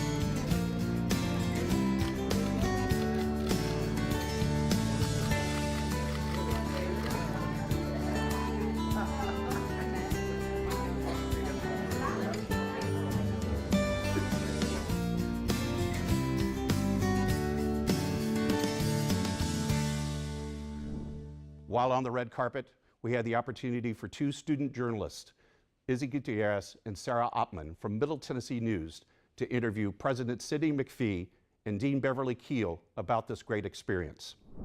Now, President McPhee, tell me about how important it is for us to have this amazing event here at the Murphy Center for MTSU. I think this is really significant. It allows us to really showcase this great university. Not only the academic programs at a world-class media and entertainment college, but also the incredible students and the experience our students in that program are getting on a world-class level. I totally agree with you. Now, tell me, how do you think this university and this event is going to help our university bring more concerts in the future to the Murphy Center? I think the fact that we have spent a multi-million-dollar renovation of the facility, the production of this program will show to other artists that this is first class. And obviously, there isn't a bad seat in the house. It's a very intimate arena, and it will allow the talents to really show their excellence. So we're looking forward to having much more of this kind of high-profile concert at our university. How are you feeling? Are you excited? I'm so excited. You know, this was put together really quickly, but we've still been waiting. It felt like a long time to get it here, and now it's here, and we're so proud to show off our students who are doing such great work, and everybody's so impressed, so we're excited. Yes, I was just about to say, we have so many students and alum working here tonight. What does that say for MTSU and our college, just having that many people representing MTSU working tonight? You know, we've had alumni involved since the beginning of this, from alumni working at Sandbox, which is the promoter, to alumni working at CMT, to alumni who work in the press now, who were at the press conference. I just saw Cindy Watts come in, our alumni who's working for People magazine. We have our students involved. So I think it shows that MTSU is the place to go if you want to have success in media and entertainment. Thank you, Izzy and Sarah, and we'll be right back. I am True Blue. As a member of this diverse community, I am a valuable contributor to its progress and success. I am engaged in the life of this community. I'm a recipient and a giver. I am a listener and a speaker. I am honest in word and deed. I'm committed to reason, not violence. I am a learner. Now and forever. I am a Blue Raider. I am a Blue Raider. I am a Blue Raider.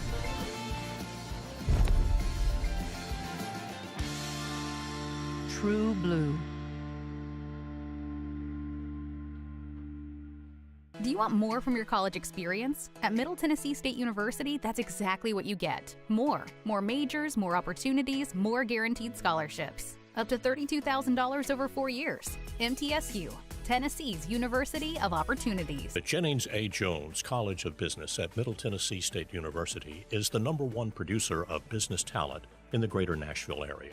Our nationally ranked programs and state-of-the-art facilities offer a world-class education at an affordable price. The exclusive partnership of Jones College with Dale Carnegie Training Worldwide equips our graduates with the soft skills they need to succeed. Jones College of Business. It delivers an education for the real world. So many men and women that have served that expected to be able to have their tuition or certain assistance being given to them, and that money evaporated. With the establishment of the general fund is to make sure that all those men and women can get through MTSU and pursue what they thought they could do when they came on back. We're extremely proud that the Predators have identified the need to help make this fund one of the best at our university for our veterans.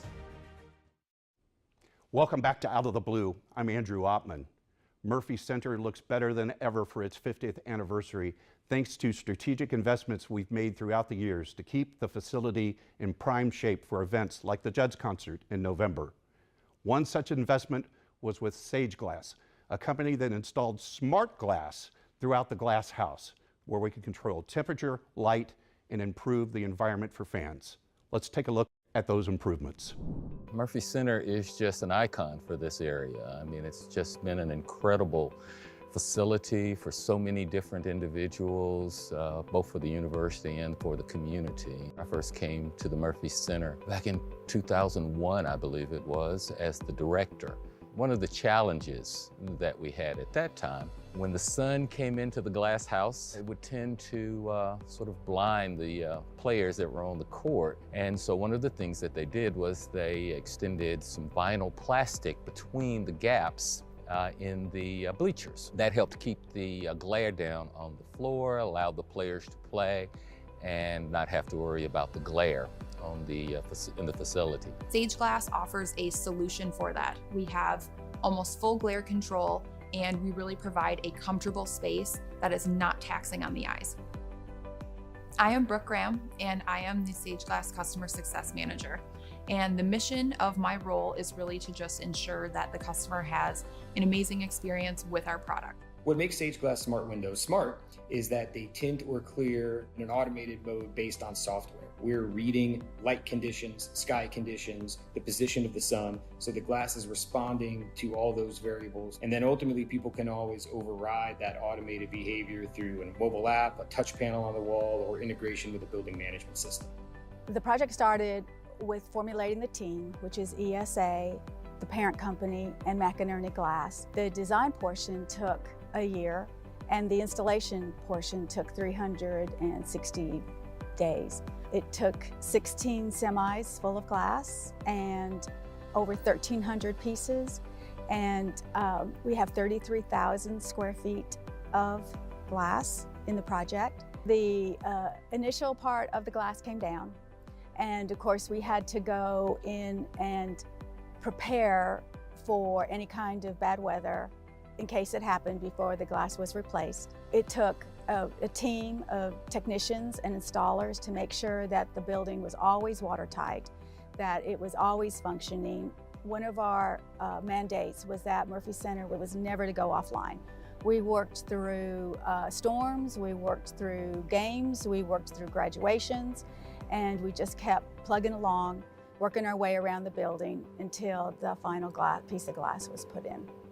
When this opportunity came by and Sage Glass showed us what this could do, it was a game changer. I mean, it really, really was. We were able to take the blinds down, and now we can let the sun and the automation do the work for us, as opposed to having to manually raise and lower the blinds in order to eliminate the glare.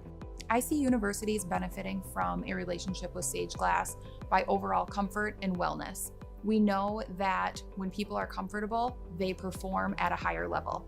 The thing I love most about it is that it is something that I guess everyone driving around the facility has had an opportunity to see the upgrade and to admire it and to appreciate what the Murphy Center is all about and everything that it has meant for the people living in this community and the students and faculty and staff. It's very sentimental to Murfreesboro, city and community. Everybody recognizes this anchor on the corner of MTSU. I look forward to the Murphy Center being able to do everything that it has done up until this point, hosting athletic events, concerts, speeches, graduations, all of those things for another 50 years. Because I think it's that well built and it is iconic. And we'll be right back. I am True Blue. As a member of this diverse community, I am a valuable contributor to its progress and success. I am engaged in the life of this community. I am a recipient and a giver. I am a listener and a speaker. I am honest in word and deed. I'm committed to reason, not violence. I am a learner. Now and forever. I am a Blue Raider. I am a Blue Raider. I am a Blue Raider. True Blue.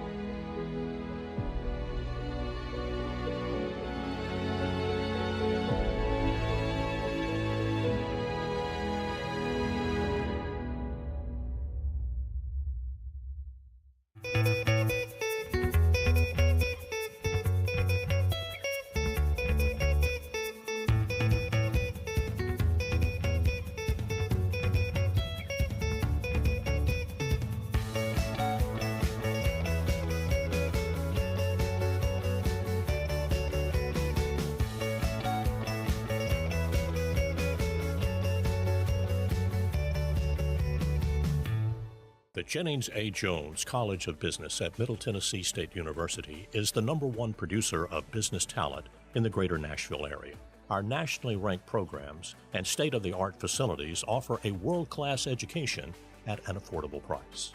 The exclusive partnership of Jones College with Dale Carnegie Training Worldwide equips our graduates with the soft skills they need to succeed. Jones College of Business. It delivers an education for the real world. Welcome back to Out of the Blue. I'm Andrew Ottman. During the men's basketball game on December 15th, we also gathered in Murphy Center to celebrate the 50th anniversary of the Glass House. At that game, we showed this video paying tribute to those who helped build and sustain its legacy, and also remembering some of the fantastic memories over the years.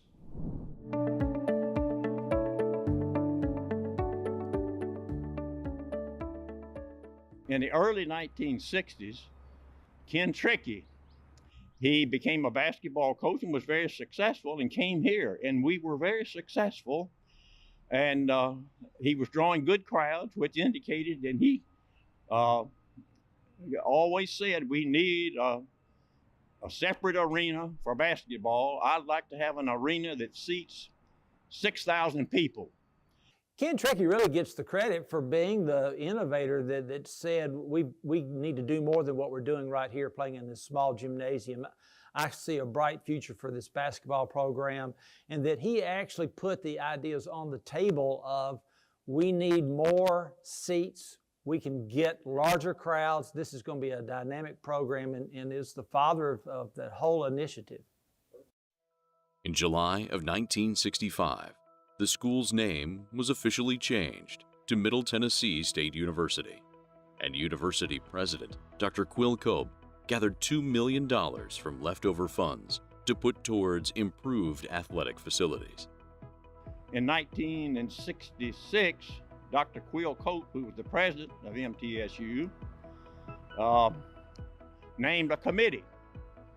The committee made up of Coach Bubba Murphy, who was the director of athletics, Dr. Fran Reel, who was director or chairman of the HPER department, Dr. Eddie Voorhees, who had been kind of handling facilities until I came on board, and I was on the committee. 4 of us were on that committee. Planning committee of the 4 people that I've mentioned, based on their knowledge of the situation, we were talking about a 3-phase deal.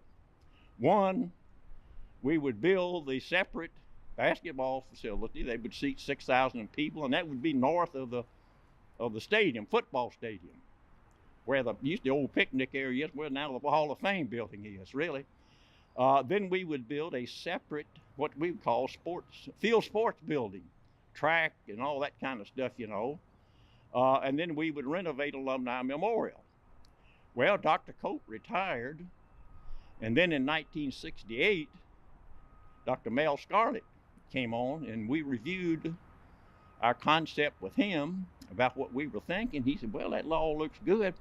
But he said, you know, why don't we bid all this in one facility? Well, we got to mulling it around and worked with an architect. It had been named Taylor Crabtree Architects out of Nashville. We reviewed that thing, and lo and behold, the idea looked possible, and they took that concept to the State Building Commission. That project was approved under the name of an HPER Athletic Convocation Center, of all things. And you can see that encompassed a lot of stuff.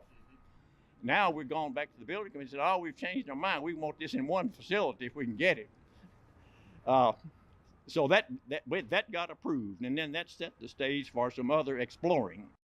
Coach Jimmy Earle's competitive teams of the 1970s made Murphy Center known as a great basketball arena. And Coach Dean Hayes brought in some of the best athletes in the world to compete on the track upstairs. But one phone call to former Director of Student Programming Harold Smith transformed Murphy Center into the premier concert venue of the 70s, 80s, and 90s. Then the next battle was to try to get the attention of a promoter or promoters that would take a chance.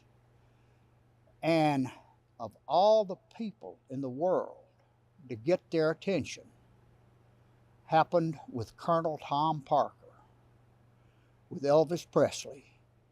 Elvis Presley played 5 shows here.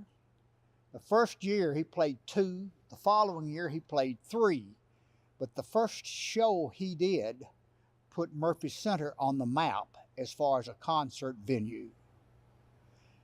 And from there, my gosh, we dealt with probably anywhere from 18 to 20 different national promoters for shows in Murphy Center. I mean, and during the 30 years that we were here, we did 151 concerts or activities in Murphy Center. We had to practice elsewhere, but the entertainers all used our dressing room. And I remember Elvis Presley used our dressing room. And I told Harold, I said, yes, he can use our dressing room if he gives me 2 scarves. One for my wife and one for my daughter. Did he give you the scarf? Yes. I think I was a freshman in high school, and a friend's mom brought us to see Elvis right here. And I was sitting by one of the vomitories, and he walked up the vom that I was sitting beside. So there I was with about 11,000 other people screaming his name. And so that's that bomb right over there. You know, we've had some great artists over the years. I'm so excited about the new mural upstairs because it just shows all the people who used to come and do their concerts here. A lot of people today don't realize that we were concert central before Bridgestone Arena. And so it's just phenomenal, the people that were here, and having the excitement of them being in our facility was always nice. I remember one day we were practicing in the auxiliary gym, and we just snuck up at the end of practice to look at the stage. I believe it was one of the times that Garth Brooks sold out 4 straight nights. And we came up and we walked up the ramp, and there are only a couple of people up here, but there was a guy climbing up and adjusting the lights. And I looked at my manager and I went, "That's Garth Brooks." And she went, "Right, coach, right." And literally, he climbed down, he jumped on the stage, he jumped off beside us, and I went, "That's Garth Brooks." And I think he had on his Oklahoma State sweatshirt, and we offered to give him a better sweatshirt. And so he left here with a Lady Raider basketball sweatshirt, and eventually actually took pictures in our locker room with the team. So, I mean, how incredible was that? He's such a showman, but yet he's also such a gentleman. I got to tell you, it's always the people that make it special, but it's also your crew. It's also the faculty that's around there. And I remember coming in, I remember immediately being treated like family. And I got to tell you, when they built what was then called the GEC, the Gaylord Entertainment Center, when we talked about going and playing there, I said, "Gentlemen, we can make a deal. If we don't, there's a sweet little spot just south of town. I'm telling you, you'll want to play." So I love this place. Great memories, and can't thank them enough for not just the start, but they've stayed there. Concerts have been a big part of my life in this building. You know, for that span of time from the early 80s up through the 90s, you know, you think about all the people that I've seen in this building. You know, first one I ever bought a ticket to here was Dan Fogelberg. Right after that, it was Journey, then Bruce Springsteen, then Elton John, then Billy Joel. Most fun show, I think, was a night we had Lionel Richie and the Pointer Sisters together, which that was a huge night. One that brought back a lot of memories here recently, Olivia Newton-John. As of September of this year, it was exactly 40 years from the night that she was here during her physical tour. And I can tell you this, when Harold Smith ran student programming, he always made sure that whoever the act was, at some point they had some sort of Blue Raider gear on when they were on stage. Well, the night Olivia Newton-John was here, she'd gone through a lot of her hits. She goes off stage for a minute, obviously a costume change. Well, the band cranks up the intro to Let's Get Physical. Well, all of a sudden, Olivia Newton-John bounces out with her Dolphin running shorts and her MTSU sweatshirt, and the roof about came off of this place that night. It was so much fun. And, you know, having had U2 in this building, Boston has played here. Everybody that was anybody in rock and roll during the 70s and 80s played this building.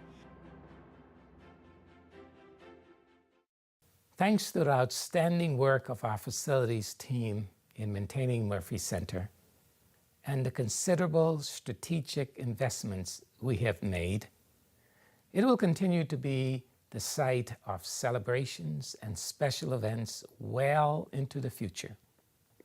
Just this year, we invested almost $6 million to replace the glass in the glass house. And it's not just any glass. They are high-tech smart windows that automatically tint and clear in response to the sun. We are the first university to use this technology at this level. And these improvements paid off when we hosted Winona in November for a sold-out concert that will become a national television show for the Jeds, a fitting tribute, I might add, to her late mother. We demonstrated at that event that Murphy Center continues to remain a viable arena for history-making performances. And in the future, It is our plan to host many more such events in the Glass House. And that's a wrap on this edition of Out of the Blue. My thanks to the College of Media and Entertainment for allowing us to use their brand new XR studio stage to film this episode while our home at the Center for Educational Media is under renovation.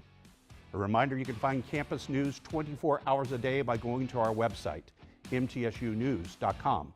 You can also find additional special content on our social media platforms, Twitter, Facebook, Instagram, and TikTok. I'm Andrew Ottman. Stay safe, stay on course, and remain true blue.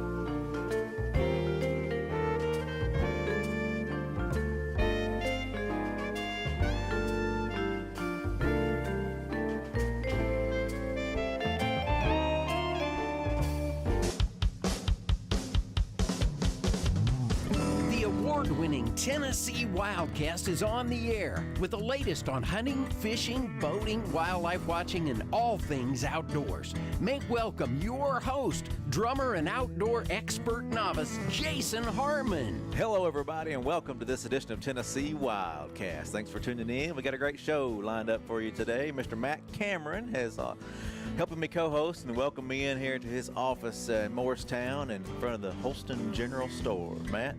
Right here in the Region 4 office. So, yeah, welcome to Mountain Country, East Tennessee. We've done a series of shows here, and we're excited to have Miss Sally Petrie with us today.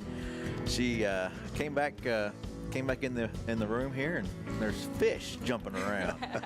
She's brought some critters with her today for us to check out. Some fish from some of the streams around the area that you could go catch or see, and it's going to be a fun conversation. Yeah.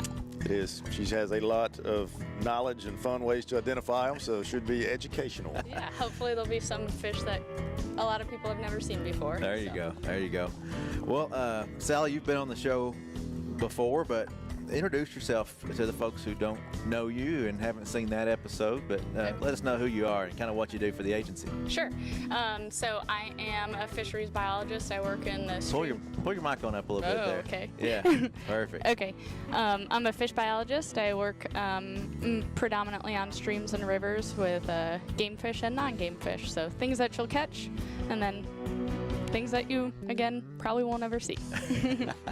That's cool. And we were talking before the show. What's your title? What's your role? And she's like, fisheries biologist. But it's more than that. It's specific to streams and rivers, and so it's pretty cool. It's a cool area to be in. Yeah.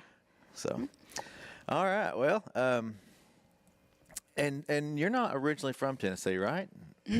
No, I'm not. I grew up in Pennsylvania, went to school in North Carolina at NC State, and go Wolfpack. All right. And then I fell in love with the West, moved to Arizona to do my master's degree at the University of Arizona, and worked for the state agency there for a while, and fell in love with fishing and hunting there, but missed my family here, so I moved back east. Awesome. Hunting. Have you been hunting this past year since we've talked last? Yeah, so I haven't been deer hunting yet this year, but I did every year. I go back to Arizona I meet up with a friend of mine, Michelle, and we hunt javelina, which are a little pig-looking thing that are native to Arizona.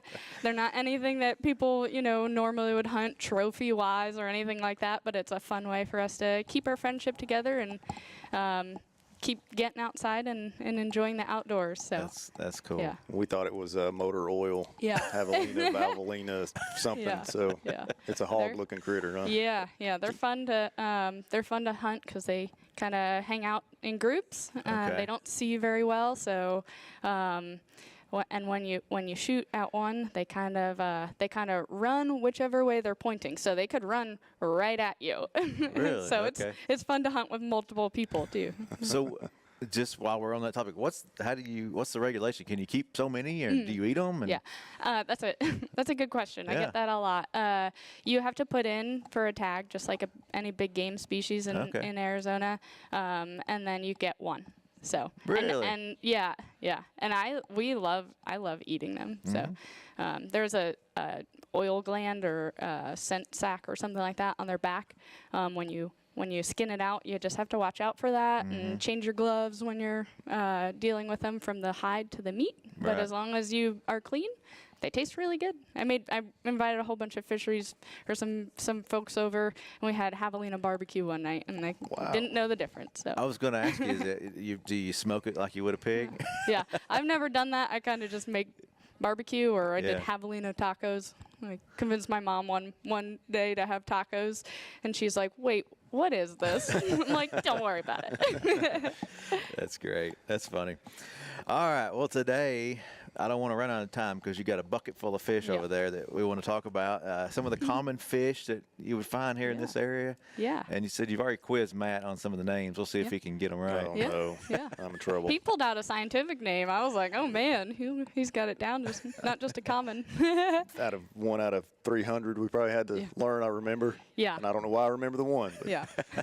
Because it's a good eating fish. maybe so. I can't even spell ichthyology, but Yeah, I don't know we if I went through it could. in college. And Yeah.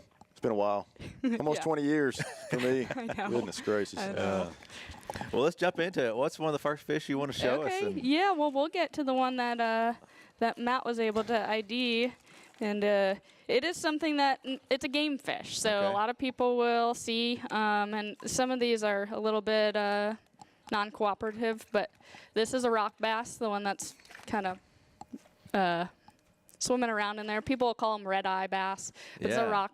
It's a rock bass. These are found under root wads. If you were going to fish for them, you'd fish for them kind of in a pool with root wad. That's hard to say.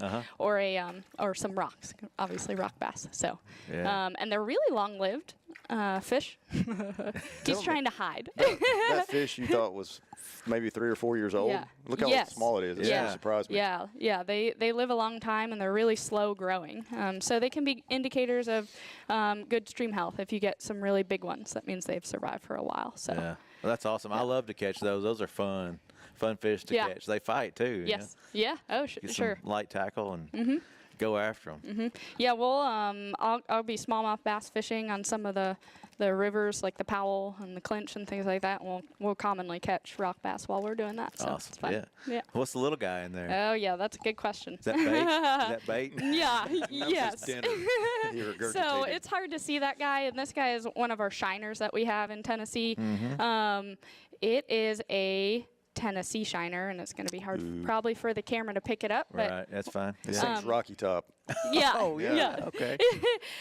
they don't sing Rocky Top, Oh. but they do when they're in their spawning colors. They do look like the Tennessee orange. So they'll turn some Wow. brilliant, beautiful colors when they're spawning. And hopefully we can get some video to you guys to show everyone. Oh yeah, that'd be great. But there'll be a whole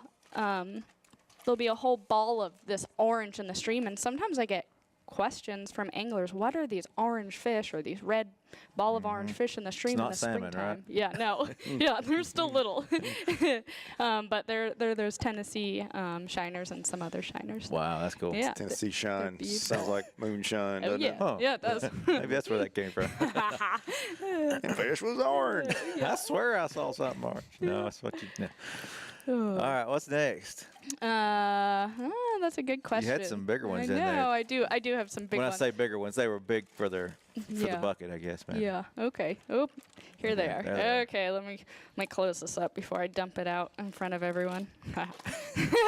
Okay. This is a show you so- need to go watch. If you're Yeah. listening, go tune us in. Yeah. Yes. So on let's see. I got 2 different species of fish here, and the one on the bottom, and I might have to pull it out, but the one on the bottom, some people call it a horny head. It's a stone roller, and these guys are actually really cool. Should I pull it out? Will you You- guys be able to see it? We could try. Try it. Okay. He's pretty jumpy there. But when I ID fish, so I look at the mouths a lot. And this is a good bait fish. So if you want to fish for smallmouth bass, go use some of these stone rollers. But their mouth parts are really unique in that it faces down and it has a cartilaginous ridge as its bottom jaw. So I don't know if you can see Yeah, that. I can kinda see. See that cartilaginous ridge. And so he uses that, or it uses that too. To scrape algae off the rock, so it's an herbivore. Okay. But you use those guys to catch smallmouth. Interesting. Good. All right. Hey, remind people about bait and things like that. You don't want to move bait, right? Oh yeah. Let's not move bait. So when you're fishing for smallmouth in that area, use the Yeah. fish you caught from that area. Yeah, It's very exactly. important not to move bait because you don't ever know what you're moving. Yes, I completely agree. That's good. Thank you. So those were horny heads or central stone rollers. They're called horny heads because they get these tubercles or these bony structures on their heads and Yeah. actually the whole rest of their body when they're spawning. And they little look really cool. spiky things, right? Yes. Yeah. Yes. Yeah. They look cool. And this guy, okay, so this guy kind of sits on the bottom. I don't know if you can tell. I'll pull him out too. But he has a downward-facing mouth, so he's another fish that is going to eat something off the bottom. And it is a what the locals call a boxhead, but it is a northern hogsucker. Whoop. Slippery little sucker, Yeah, too. yeah. So see, whoop. So I don't know if the camera can zoom in and see its mouth, for you. but yeah, so you can see see its mouth parts there. He likes to eat worms and stuff right off the bottom, and he sits kind of flat. Or if he'll sit, it'll sit flat in your hand, unlike a lot of other fish species. Oh, cool. So those are really neat. They'll get decent sizes. So they'll get I've seen them in the Cherokee tailwater. They're pretty big. So they're not just in small streams. Probably not going to catch these on a rod and reel, right? No. Not most of the time. Yeah. Let's see. There's some other big fish in here. Maybe? You haven't quizzed Matt on the names yet. Oh, no. You had to bring that up. But they did come from Cosby Creek, is that correct? Yes. Yeah, they came from Cosby Creek. So did you find them this morning? I did. We were doing another outreach event this morning with a group of pastors, actually. Okay. They were kind of they were fly fishing and wanted to know what was in the river and to see, the whole ecosystem. So we went out. This is another fish people call horny heads as well because they get the tubercles on them. That may be what my son caught one time. Yes, That's you what I was thinking about. you will catch them. So they don't have the downward-facing mouth. It is a river chub. Okay, yeah. They have a mouth almost like a trout, but they'll have tubercles on them. This guy has some on him, and these are really neat. They're jumping. They're jumping. They're almost like maybe what we call like a keystone species in our stream. So they actually will build a nest in the creek, just like a bird builds a nest for its eggs. They do the same thing, and it is really cool to see because they actually pick up rocks with their mouth. They have to pick up the perfect size rock, and then they'll put it where they think is the best spot, and they'll build this mound. And it's really, really cool to see. I have some really neat video of this. Does the male or the female or both participate in the nest building? I'm not sure. I should probably know that, but I'm not sure. I think it's the male. They build this big old mound, and this is where those Tennessee shiners will come in as well. So they're building the mound. They're doing all the work, the river chubs are. And then all these other fish species will come in and spawn on that nest too. So if we don't have these, I'm curious to know what will happen to our streams with the other shiners and other fish. And then stone rollers will come in that. We looked at the other horny head, right? Yeah. So the stone rollers will come in and use that as well. So it's a neat thing to see. And if you're really brave in the springtime when it's cold out, go get goggles and a snorkel and go check it out because it is something out of this world to see. Yeah, that's cool. It was looking at me through the bag. It kind of looks like a frog. If you look straight on. I know. If I didn't know it was a fish, I think that's a frog face in there. Yeah, and he does. I don't know if you want to pass around. I don't know if you want to look at it, but you can see those tubercles on its forehead almost. You see those bumps. Oh yeah. Yeah, that's exactly what my son caught that one. Yeah, and you can catch them, but you can catch them on like a stone roller or not. No, it was a rooster tail. Rooster tail. It was a little crawfish bait. Yes. Yes, they'll go after that. That he caught it on, trout or anything. That's cool. So, what else? Ooh, I did want to show you guys some. So those are some of our bigger fish, right? Let me see if I can find these smaller fish in here because they're beautiful. So, oh yeah. These guys, my pants are I remember it just because you taught me earlier. Okay, Matt, that's right. What is this? The red line darter. That's right. Do you have a male and a female? Those might both be males. Okay. So, and they're hiding. They like to hide in the corners of the bag. So, but beautiful. if you can see, I'll try not to get in the way of the camera, but you can see this is the red line darter, and you can see that red line on the top of their fins. and that's probably why they're named. So the female of this looks very similar, but it doesn't have the red lines on it, basically. Cool. So yeah, those are pretty. So is it similar to birds? You know, in nature, the male bird is more brightly colored and showy. The female's usually drab for camouflage. Is it similar in the fish world? Yeah. Yes. Very similar. For certain species. Yeah. Okay. Yeah. Do a lot of them only get those colors during the breeding season too? Yeah, and sometimes they'll keep them throughout the year. Oh, I don't know. Kind of just depends. I'm not really sure. So the Tennessee Shiner you told us about earlier that turns orange, that's a breeding coloration. For sure. Okay. For sure. Yeah. That's cool. Yeah, and then you saw it was complete. It was that silver little fish from earlier, so it loses all of that. Let's see what else. Ooh. Fishing in a bucket. I know. I still probably couldn't catch one. No, that's why I'm over here. Yeah. Let's see. So in Tennessee, we are very fortunate because we have one of the highest number of species diversity. Is really awesome, but it also makes my job very difficult to ID everything we have. Do you know how many different species of fish we have? Oh man, I've heard, but I don't remember. Okay. 300 something? Yeah, over 300 different species of fish, which is pretty crazy to think about. So when we have that, because our state's really long, right? So we have mountains, right? We have brook trout that we can go fish for. It's our native trout, which is really cool, our state. And then up in the mountains, and then we go all the way down into the Mississippi, and we've got the Cumberland Plateau with some topography and all different types of habitats there. Yeah, it's really neat. pretty awesome, isn't it? Okay, so this is one of my favorite fish, and I can pull this guy out of the water, and he sits on my hand. Oh, wow, yeah. Which is neat. Kind of like the, what was the, do you guys remember the other fish that Horny head. No. sat on my hand? Oh, shoot. One of the stone rollers? That one kind of does. No. It was the northern hogsucker because it ate stuff off the bottom. Right, so this guy is cool. I like how she's kind of playing with, like we're the kids in the class trying to figure out. Do you remember what I said? So, and I don't know if the camera can see, but this guy, he does not eat. He doesn't eat like insects and stuff. Well, he might as a small guy, but I don't know if you saw how big his mouth is. Yeah, it opens up really big. It opens up really, really big, and so he's really cool because he sits on the bottom of the stream. You can see he actually doesn't have an air bladder like other fish do to regulate in the lakes and stuff. And his eyes are on top of his head, so he's always looking for stuff that he can eat. And he's got that big old mouth. You can almost stick your finger in its mouth. Oh, wow, yeah. So he can eat anything that'll fit in his mouth. And so he's a sculpin, banded sculpin. Sculpin. They're usually pretty identifiable, those big bands on them when you look down in a creek and you can see them pretty quickly. At least I can. And those colors are really good camouflagers. If I was, I was thinking, man, it could sit there and hide and catch its prey or whatever, Yeah. So, and it's really important. A lot of these fish, I talked about the rock bass, how those if once they're really big, they're indicators of good water quality.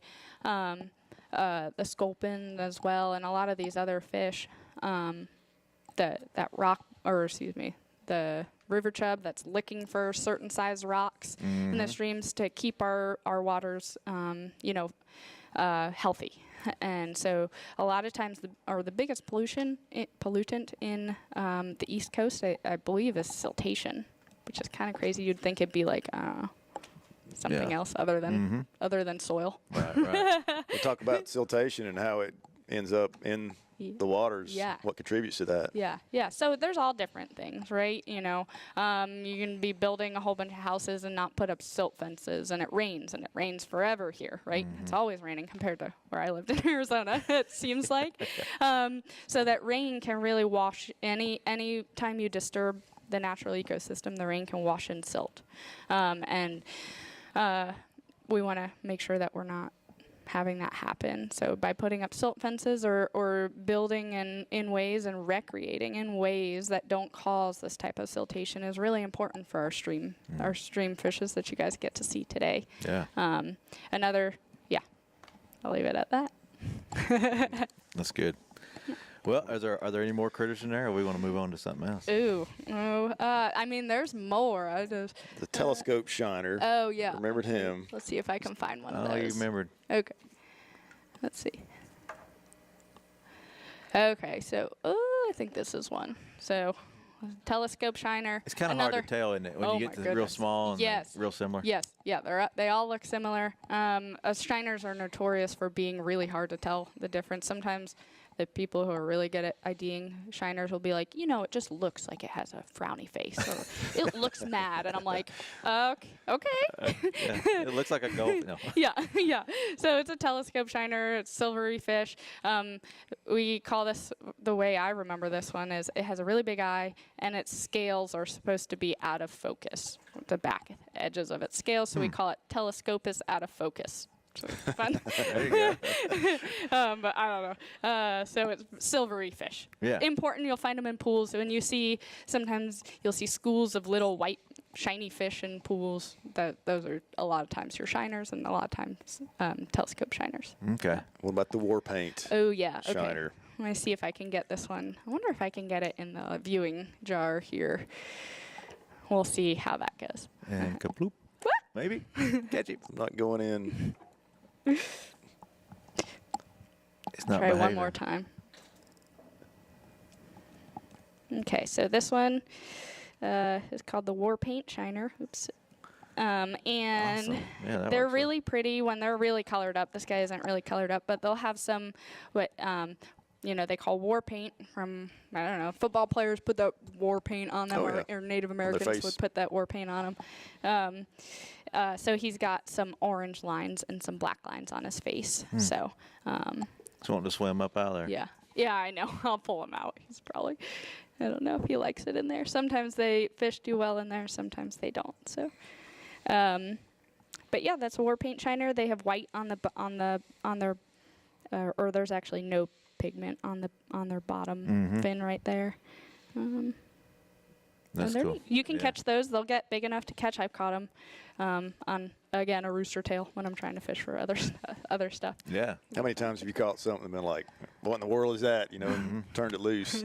Or you see a bird while you're hunting and you don't know what it is. You hear one. It's fantastic to have this knowledge so you can enjoy nature, not only consumptively, but just to appreciate the aesthetic value that it provides as well. Yeah, especially those guys and gals that can just rattle up a bird name when they hear something tweet in the woods. Yeah. It's like, how in the world? It's impressive. And they got these little funny names they remember it by. It does help. Yeah. Yeah, like my telescope is out of focus. That's not the actual Latin name. No. I'm guessing, right? No, okay. it's not. Darn it. Well, I was hoping it was. You've mentioned rooster tail a couple times. It's like, I don't know. You can catch anything on a rooster tail. It seems like the fish or the bait that catches all fish. Yeah. I'd say throughout history, there's probably been more fish caught on a rooster tail than any other thing out there. And I other guess than live bait. It's really that's really an inline spinner, right? But rooster tail is kind of one of the brands. But everybody says rooster tail. Yeah. Like chapstick. It's lip balm, but chapstick's a brand. Right? Everybody calls it chapstick. Yeah, exactly. Rooster tail. Let's see Inline spinner. If you just said that, people would laugh. They wouldn't know what you're talking about. If you use an inline spinner, no, it's a rooster tail. You got another one? I have another one. We'll see how he does in here. He does not like being in the bag, but this one is a greenside darter, and it's a big. Do you guys remember the other darter species that I pulled out earlier? The red line. Yes. So it's similar. It's another darter. Okay. This one's greenside, and he'll turn a little bit more green during spawning colors. Yeah, he doesn't like being in the bag. He wants to be in the corner of it. That's cool. But these guys will get a bit bigger, so they're one of the bigger darter species. So yeah, it's kind of cool. And these guys are kin to whatever you want to. Yeah, good old East Tennessee term. Picking up the Tennessee terms, but his cousin is. Yeah. Do you remember, Matt, what they're kin to? The snail darter? Oh yeah. Oh, we just had the celebration. Yeah, that's. Oh gosh, yes. Do you want to talk about that quickly? About snail darter and that whole. Fill us in. Okay, so it's not my story to tell. But recently, we as in fisheries managers across, the Southeast, just were able to get the snail darter downlisted off of the threatened and endangered species list, which is like monumental things. What you all worked for so long, you know. Yeah. Things like that. Yeah. So, again, I wasn't part of it. I've come in and just been able to work with people who have done all the work to do that. So it's neat for me to see it, but. The infamous little fish that stopped the construction of the Tellico Dam, back in the late 70s, I'm guessing? Yeah. So that's how controversial and important it is. So to see it delisted, that just doesn't happen a lot. Delisting something, does it? No, it does not. I think it's one of the, no, I don't want to be quoted. Just a handful. Because I'm not sure, but I think it was one of the first to be delisted on the East Coast. So it's but you were big deal. Trying to go perch family with that, and I went down the snail darter route. Which is something to celebrate. Like, it's a big deal for the snail darter recovery. But those darters are kin to perches like walleye, sauger. If you guys see they're little, right? But they're like, if you think big elongated picture, that's like a walleye or something like that. So it's kind of cool. They're all in the same, they're kin, I guess. Who would have thunk it? Yeah. Yeah, that's pretty neat. And we did a little ceremony, and that was held here in Tennessee when they. Yes. Yeah. Seven Islands. Seven Islands Birding State Park. It was beautiful. It was Dr. really Etnier was there. Yes. Did he describe the snail darter, or he just discovered that it was present there? I'm not 100% sure. He was at least responsible for discovering that it was present there, and then he's found other populations in other places. So he's been monumental in the recovery of that fish. Yeah, he's cool. He's monumental in fish taxonomy. I mean, he's written the book along with Wayne Starnes on the Fishes of Tennessee book. Yes. Yeah. Fishes of Tennessee, about that thick and full of full of Latin great knowledge. Terms, that I can't pronounce. We're going to run out of time if we don't talk about the winter trout is coming up November 29th through March 10th, 2023. So there's a big range of winter trout fishing time. Do you want to talk a little bit about that before we run out of time? Sure. Because we're going to. Oh, no, okay. Yeah, so we've got 2 winter trout stockings in East Region 4, Maryville, and the Fountain City Lake. So those become popular areas for people to fish, Yes. So go out and try your luck at some of those fish. Yeah. The full winter trout schedule is going to be on our website if it's not already, and you can see where the stockings are going to happen. Sally's got the inside scoop there with the list for this year, and it will be coming out soon. So if you want to chase winter trout, there's still a 7-fish limit, right? And they encourage you to keep them. I think that's true. 5. I think we reduced it to 5. 5, okay. Yeah, and don't then quote catfish. me. Look at your fishing. Yeah. Catfish is also 5. We do stock catfish in those lakes as well. So they actually ours got an extra stocking this past month. So how do you catch the catfish? What's your method? You can use chicken livers or anything kind of stinky. Yeah. And then what about the trout in these community fisheries? How do you recommend they catch the trout? Ooh. It's an inline spinner. Ooh, yeah, a rooster tail. Hello. Trout magnet. My boss will. Trout magnet. He loves the trout magnet. Okay. Yeah. That's a good one. Any color. Doesn't matter. Yeah. Okay. Either sit it on the bottom or wiggle it. Just do whatever the fish want that day. So. Yep. All right. So bundle up and go do some winter trout fishing. What do you say? Yeah. All right. Well, Sally, it's been fun. Appreciate you being here with us and allowing us to be with you. It's pretty cool to have these fish to look at. Yeah. We'll have to get you out on the stream one day. Let's do it. Let's do this on the stream. All right. Well, this is Tennessee Wildcast. We'll see you next time. Thanks for tuning in. Stay connected with TWRA by visiting our website at tnwildlife.org and follow us on Facebook, Twitter, and Instagram. Hey, it's all about Tennessee wildlife. It's what we do.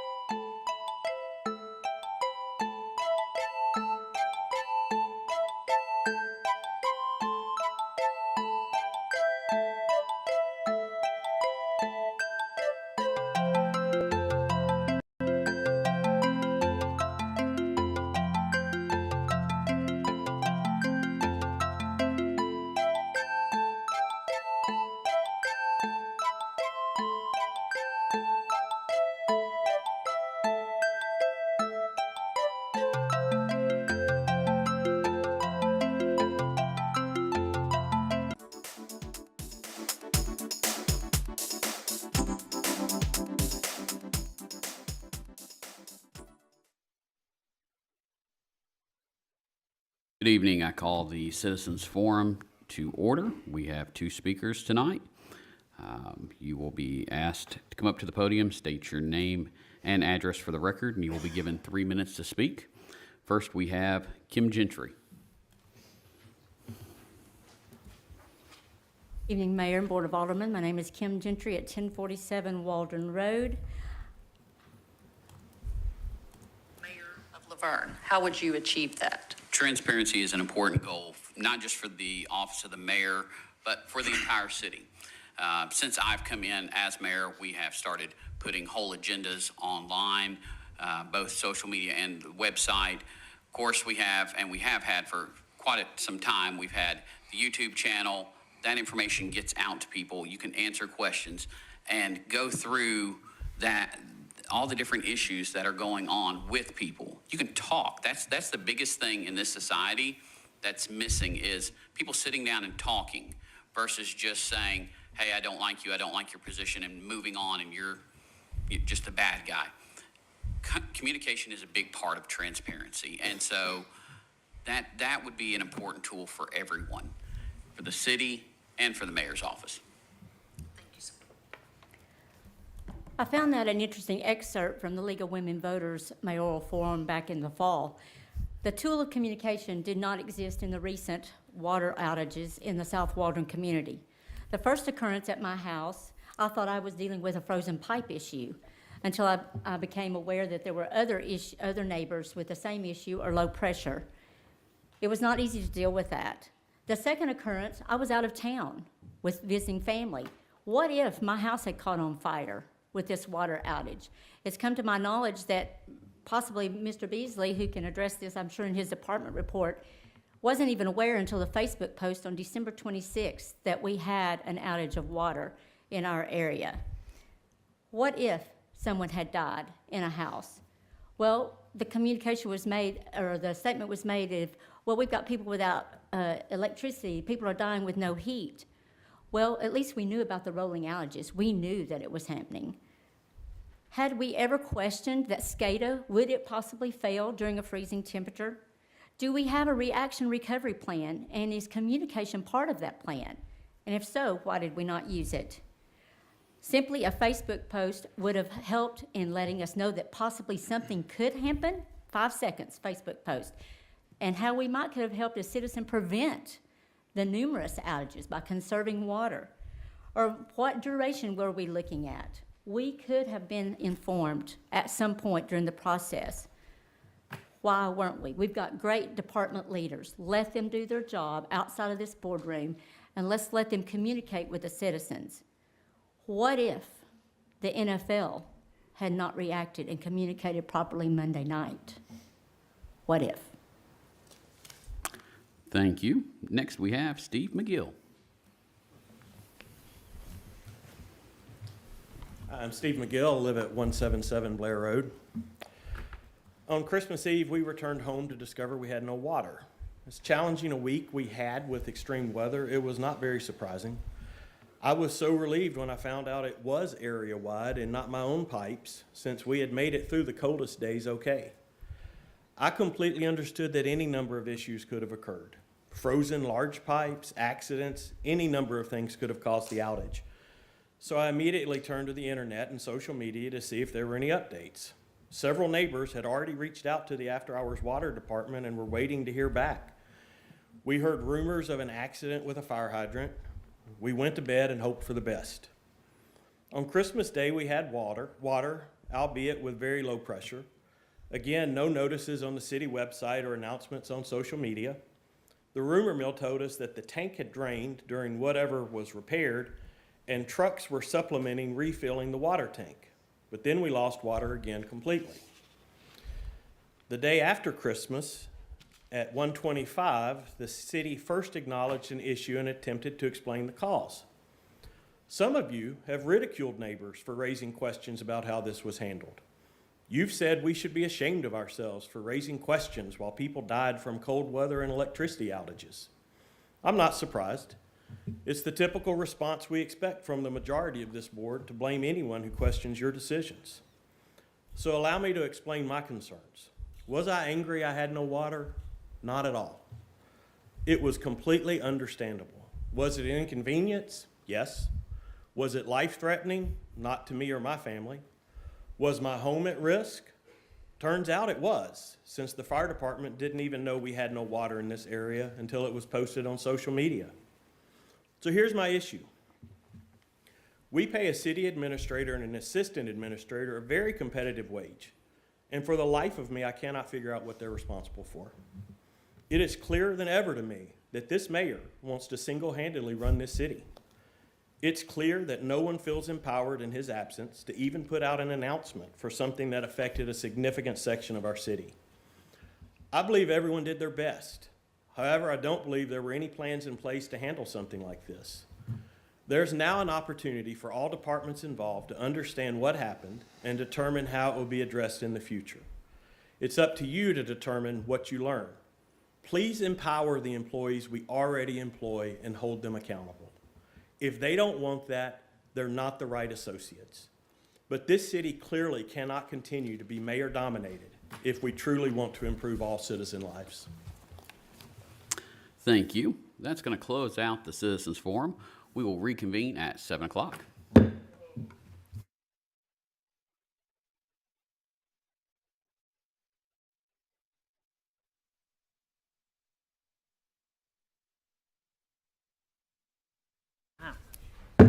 Good evening and welcome to the Board of Mayor and Alderman meeting. It is January 5th, 2023.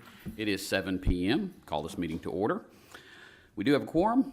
I will have the prayer tonight, and the Pledge of Allegiance will be with Alderwoman Haas. If everyone would please rise for the prayer and the pledge.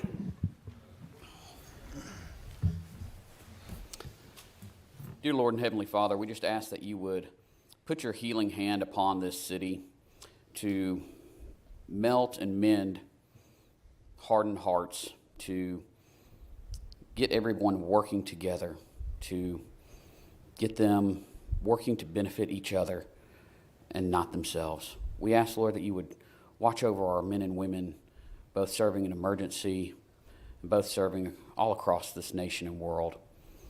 We ask all this in your Son's name, Jesus Christ. Amen. Amen. I pledge allegiance to the flag of the United States of America and to the republic for which it stands, one nation, under God, indivisible, with liberty and justice for all.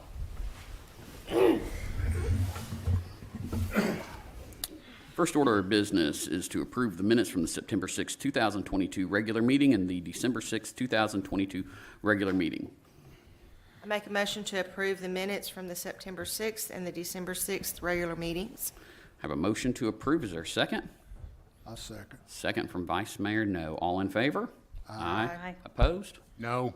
Motion passes. Moving on to departmental reports. Chief Davis.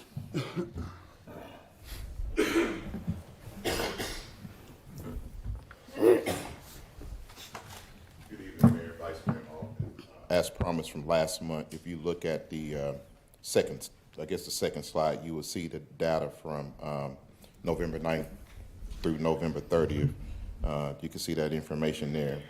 And if you go to the next page, you will see the numbers for the month of December for that. Just some highlights.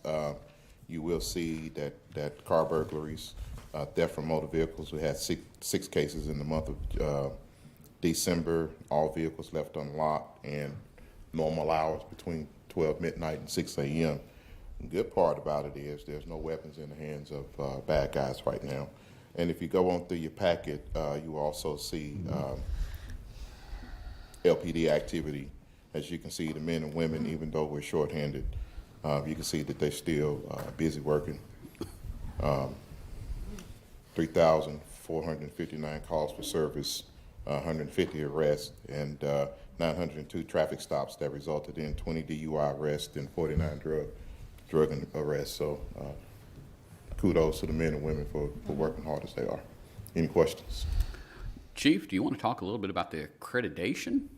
So we got word today. We set application to begin the accreditation process through Tennessee Association of Chiefs of Police back in September. And the accreditation program is something that's really nationwide for police departments to have a set standard for every officer across the board. You know, like one shift wouldn't do it one way, another shift. So it's a way that the department adopts through Tennessee Association of Chiefs of Police. And we got our information today that we was accepted into the program to start our process for accreditation. Now that we've been accepted, we got 3 years to get it done. So it's going to be a madhouse at LPD for us, but it's going to be huge for the city. It's never been done. We've attempted, but we got to the policy part of it and just kind of fell off. So this is really huge for us. I got people in place that's actually dealing with accreditation and accreditation only. So I think it's going to be successful this time. Wonderful. You want to have any other questions? Thank you, Chief. Thank you. Moving on to the fire department, Chief Beasley.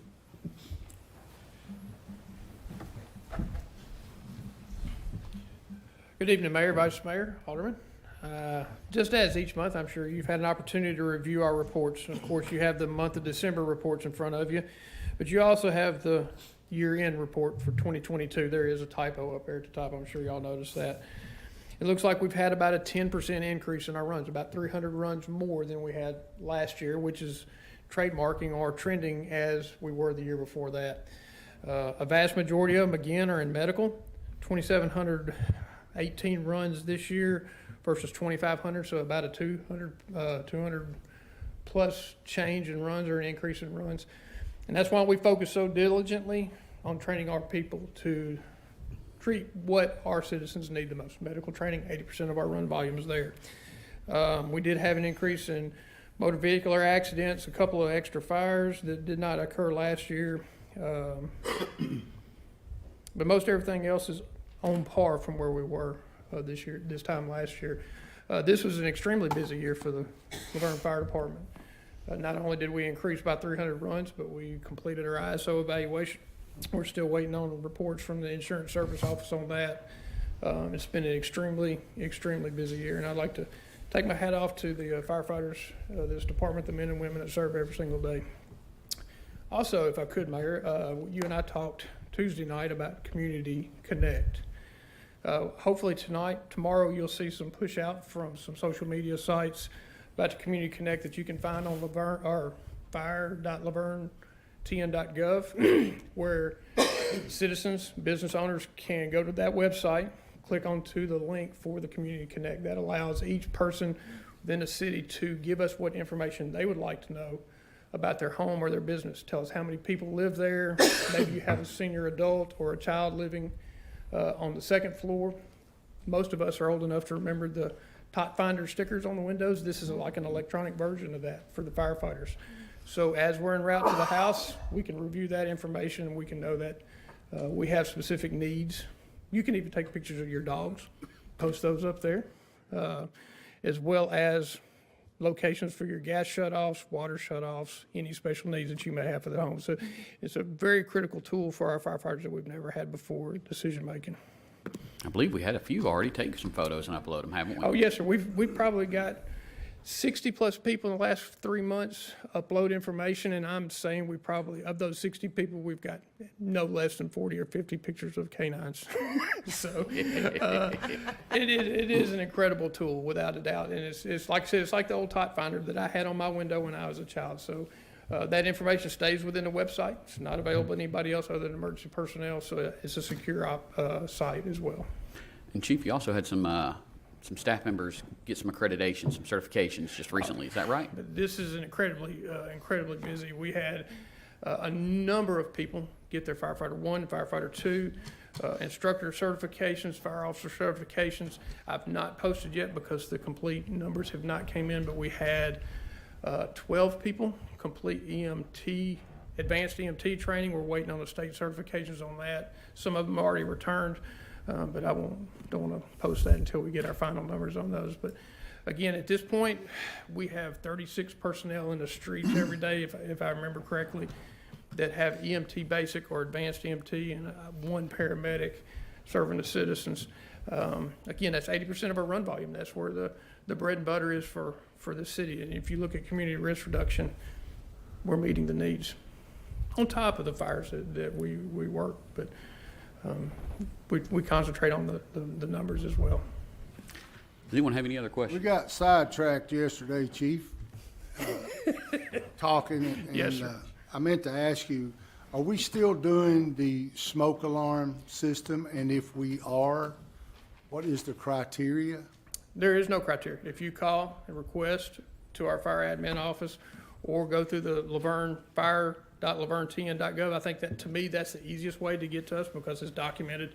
You can request smoke alarms. We'll install smoke alarms in all the appropriate locations in the home, outside the bedrooms, one in a central location at zero cost to the citizen. Okay, and my next question is, how's the mud hole? It's wet.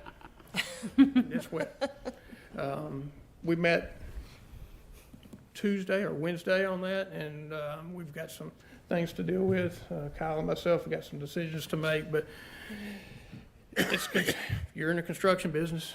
It's this time of year. January, February is going to be a difficult time to try to get some concrete on the ground to start the construction process. But it is a swamp. Thank you, sir. Any other questions? Chief Beasley, I just want to be clear. When were you first notified of the water outage in the South Waldron community? When I recognized it on social media. Thank you. Yes, ma'am. Okay, moving on to Parks and Recreation, Mr. David McGowan. Mayor, Vice Mayor, Board, thank you. You guys have the parks numbers for the month. You can see the help desk tickets there, 72. Man hours devoted to those, 583.5. See some of the past projects that we've worked on this past month. Upcoming events, January 16th, Martin Luther King Jr. celebration at 10 a.m. February 4th will be the father-daughter dance at the Multipurpose Building, 2 p.m. to 4 p.m. Under the Sea is the theme. Mermaids will be on site for photo ops. You can see some of the past senior events there. A couple of upcoming senior events. Upcoming meetings, Senior Center Committee meeting, 4:30, January 23rd. Also on the 23rd is the Park and Rec meeting at 6 and the Beautification and Arts Committee meeting at 7 p.m. Martin Luther King, I just want to go back to that real quick. I encourage everybody that has the opportunity to please come out. We have some awesome guest speakers lined up. That is going to be at the Multipurpose at 10. If you're off that day, please come out. If you can, if you're working and you take an early lunch, come out and see it. We're very excited. Shamil Balbalosa is going to be one of our guest speakers, along with John DeBerry. He's an amazing man, has an amazing story to tell. Actually marched with Dr. King and was in the audience for his last speech the day before he was assassinated. So that opportunity to hear firsthand that knowledge and that experience is not going to come around that often, so we are very excited to be able to book him to come to LaVergne. Any questions? Thank you, David. Yep, thank you. Moving on to the Library Department, Ms. Donna Bebout.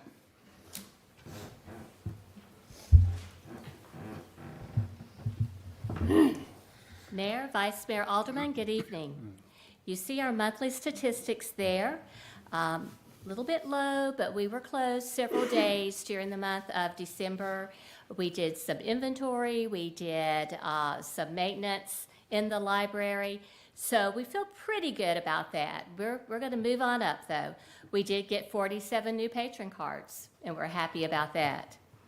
On our programs, there were 11 for ages birth to 17 with an attendance of 166. And then I want to talk just a second about two special events that we had. The LaVergne High School Junior ROTC had a reading night. And you can see a picture there at the bottom of the report. There we go. That is the Wolverine Battalion. And they are the ones who created the books that were read that night based on the 7 values of the Army, or the Army's 7 values.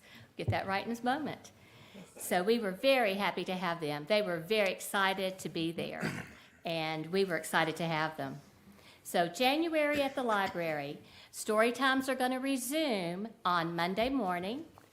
So we want to encourage all of our Storytime people to come on back, and we encourage new people to come join us. We do offer story times and arts and crafts activities for all ages, from birth all the way up to 99 plus. The library will be closed on Monday, January 16th, in observance of Martin Luther King Jr. Day. We do hope that some of our patrons will come out and join the Parks and Rec team at Multipurpose Building. I think it's going to be a great celebration. I know I'm looking forward to it. In honor of Dr. Martin Luther King Jr., two of my newest staff members created a display. I would love for you to come by and see it. This picture really doesn't do justice. Jonathan Skinner and Rosie Civilay created this display for us, and their very first one since being hired into the library. So proud of them. We are going to try to start a new program. It is going to be called Intro to Financial Education. This is going to be presented by Mark Pretty. And I should have had his bio. I do not, but he is very educated, very knowledgeable on all financial areas. And I just want to read it verbatim for you. It says, join us at the LaVergne Public Library for the first education presentation on financial literacy. The first course on financial literacy will cover the basics of financial education and literacy, including core financial concepts and the importance of managing personal finances. January is a good year to look into that and to get started. The suggested ages are ages 17 and over. Let's see. Okay, I'm going to read 2 paragraphs. Financial literacy refers to the ability of using knowledge and skills to make informed and responsible decisions about personal financial matters.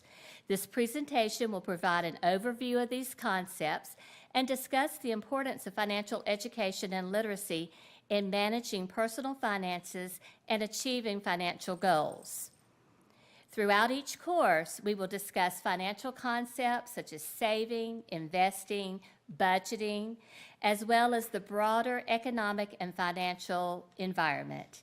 Mark wanted to give back to the community. He was very much an avid reader when he was younger. He would come to the library, and he said it's kind of like coming home.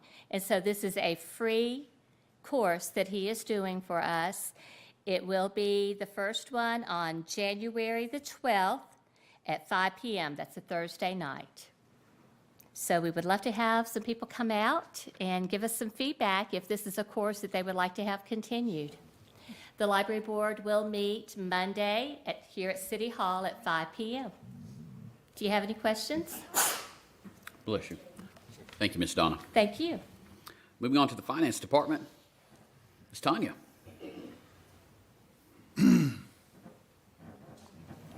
Good evening, Mayor, Vice Mayor, Alderman.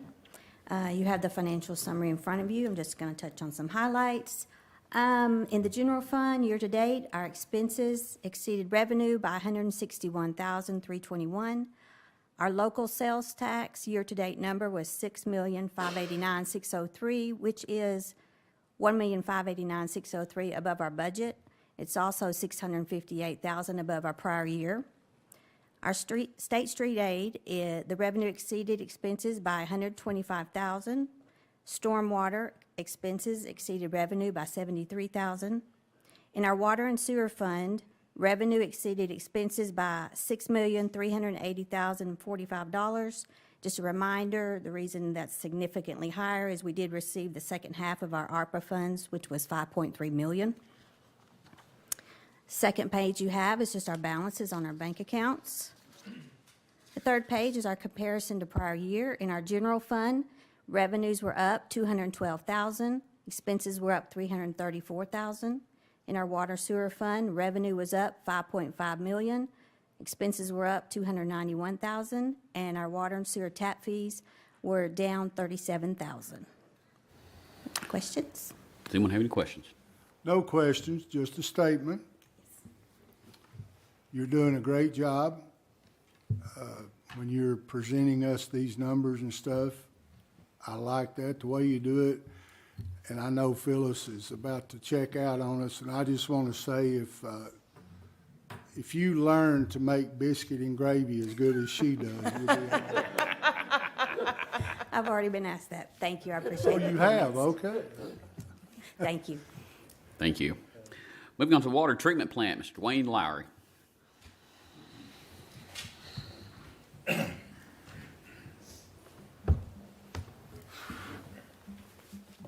Mayor, Vice Mayor, Alderman, pleasure to be here this evening. I know you all have the report. I hope you had a chance to run through it. I would prefer, if everyone's agreeable, that we just skip and discuss the Christmas water event, being that is the subject of discussion. I'm going to kind of give you a timeline of the things that happened from the water plant on out. So we'll start with December 23rd, which was a Friday. At approximately 12:30-ish in the morning, some weather was coming through. We had some power blips, and we lost our SCADA signal to our McFarland tank. So the McFarland tank, is a small tank in comparison to everything else out in the system. It decided that it was going to be at 581% full. Obviously, that wasn't happening because we didn't have ice everywhere. But we were able to control that manually because we could see the discharge pressure off of our pumps. So when the pressure got to 81 pounds, we turn a pump on. When it got to 87 pounds, we shut a pump off. So we were able to cycle that manually. Then at approximately 4:30 a.m., we had some power blips that came through, and it tripped the main breaker on a raw water building. Now, the power was not off long enough for a generator to run. The main plant was fine, but the main breaker for the raw water plant was stuck in a trip position. So we came out, we looked at it, and typically you could take the pressure off by just killing all your electrical power, reset your breaker, and then start everything back up. That did not work. So we called Eaton out to do it. They came out at approximately 9 a.m. Unfortunately, they brought an 800 amp breaker, and it needed to be a 600 amp breaker. But in the meantime, they also needed NES to come out to kill the power to do the work that they needed to do. So NES came out quickly to kill the power. They came back with the right breaker, but with the changes of design over the years, that breaker did not match up in hole alignment, so he had to manufacture some stuff to get the breaker to fit in. Once the breaker repair was done, we needed NES to come back out. That took a little bit longer for them to arrive. Took approximately an hour and a half for them to show back up to turn the power back on. So the challenges we were facing at the time. So to give you the duration, we were not pumping water from Percy Lake to the plant for about 13 hours. From about 4:30-ish to about 6:30, we did not pump water into the distribution system. We were trying to conserve water at the plant, not realizing how long this was going to take, but then we turned the pumps back on. We had about 89% or so in our Sanders tank, and Sanford knob was showing us at 78%. Hindsight being 2020, which it always is, we noticed that Sanford knob started flatlining at about 4:46 in the morning. So about 15 minutes after the issue with the raw water plant. So, we were looking at things, we were running the system, conserving water, looking at the knob, saying, okay, we got 78%, we're good, Sanders looks good, let's slow the plant down, that way we can hold the water in a clear well, we'll get this raw water. And then as the day goes along, we're managing it to what we believe to be accurate. Sanders was going down a little bit, but nothing that was detrimental. We got the plant back up and running at, it was roughly 5:30 p.m., and we started treating water again. Saturday morning, so Christmas Eve morning, we come in, we had 89% in Sanders, which is almost full. We run it to about 94%. And the clear well was full, and Sanford knob was still showing 78%. Well, we caught the Sanford knob issue Friday evening about 9 o'clock. We got a hold of the on-call person. There is a gauge on the tank. It's basically, I call it a glorified float, because it just floats in the tank and just moves the gauge up and down. That gauge read the tank at 41 feet.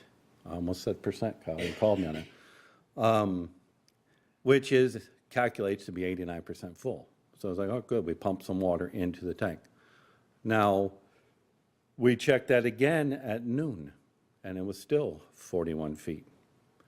So something was kind of a little messed up there.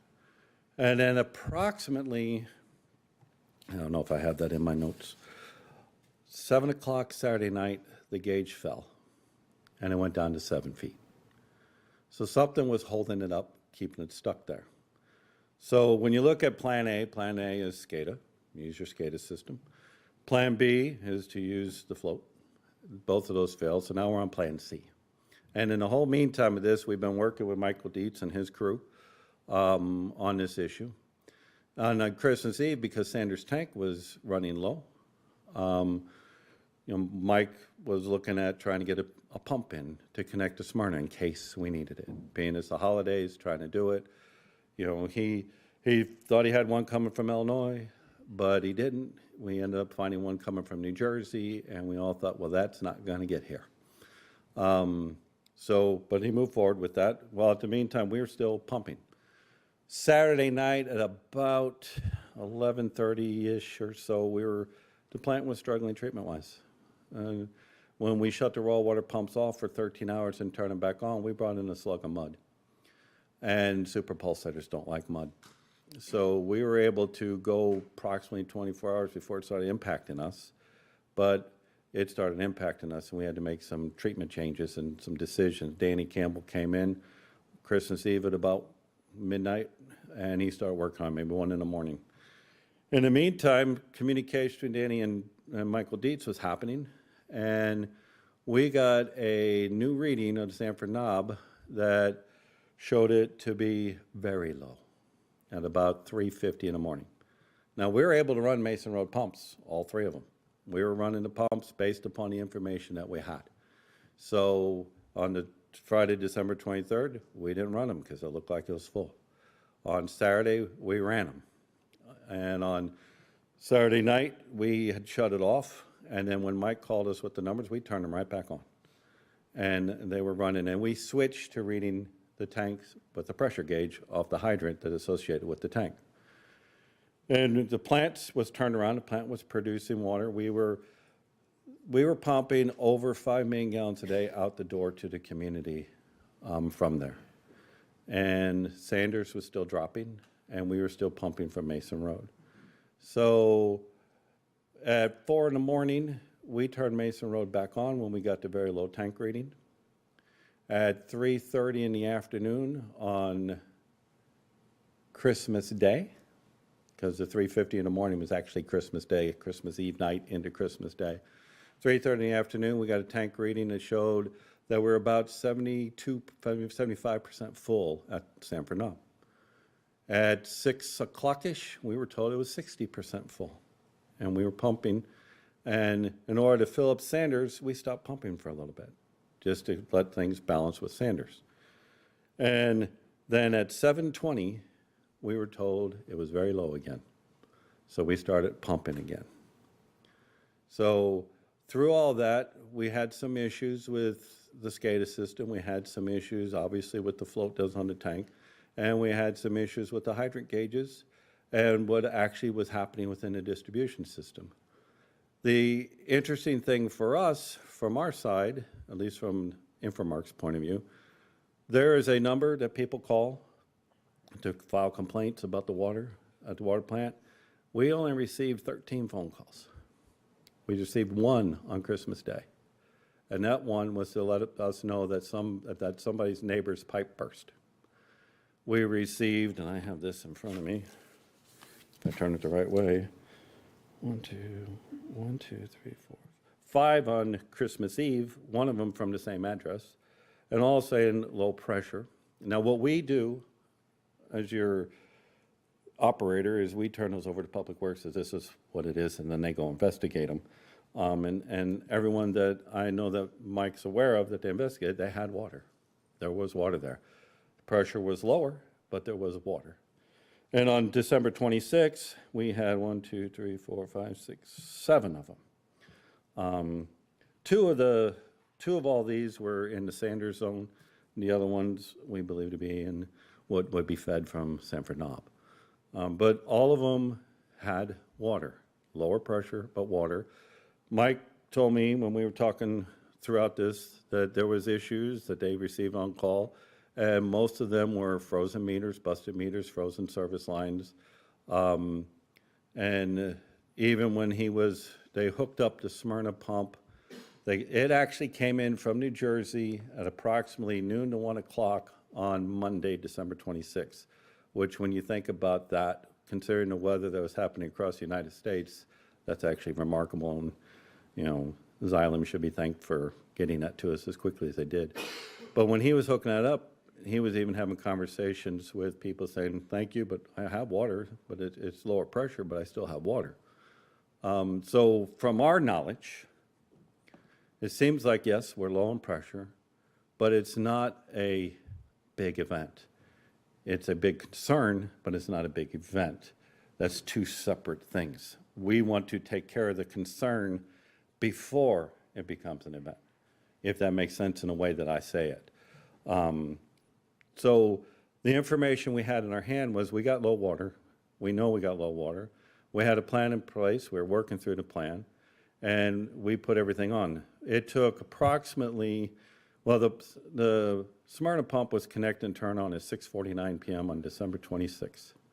It took that long because everything has to be fabricated on site when that pump comes. So it's not just a plug and play. You have to build it. So that was turned on. We were still feeding water through Mason Road. We fed with Smyrna and Mason Road all of December 27th, and Smyrna pump was shut off on December 28th at about 9 p.m. And we have been running smoothly ever since. The plant has been producing a lot of water through this whole event. We were up, like I said, over 5 million gallons out the door. We were treating about 6.7 million gallons of raw water. The hiccup was on the 24th, but we recovered from that quickly. And there's just, it's one of those things where you look back and you go, what could we do different? How can we make this better? What can we learn from this? Well, one of the things that me and Danny have talked about is, getting a better idea of the pressure in the system. What can we do?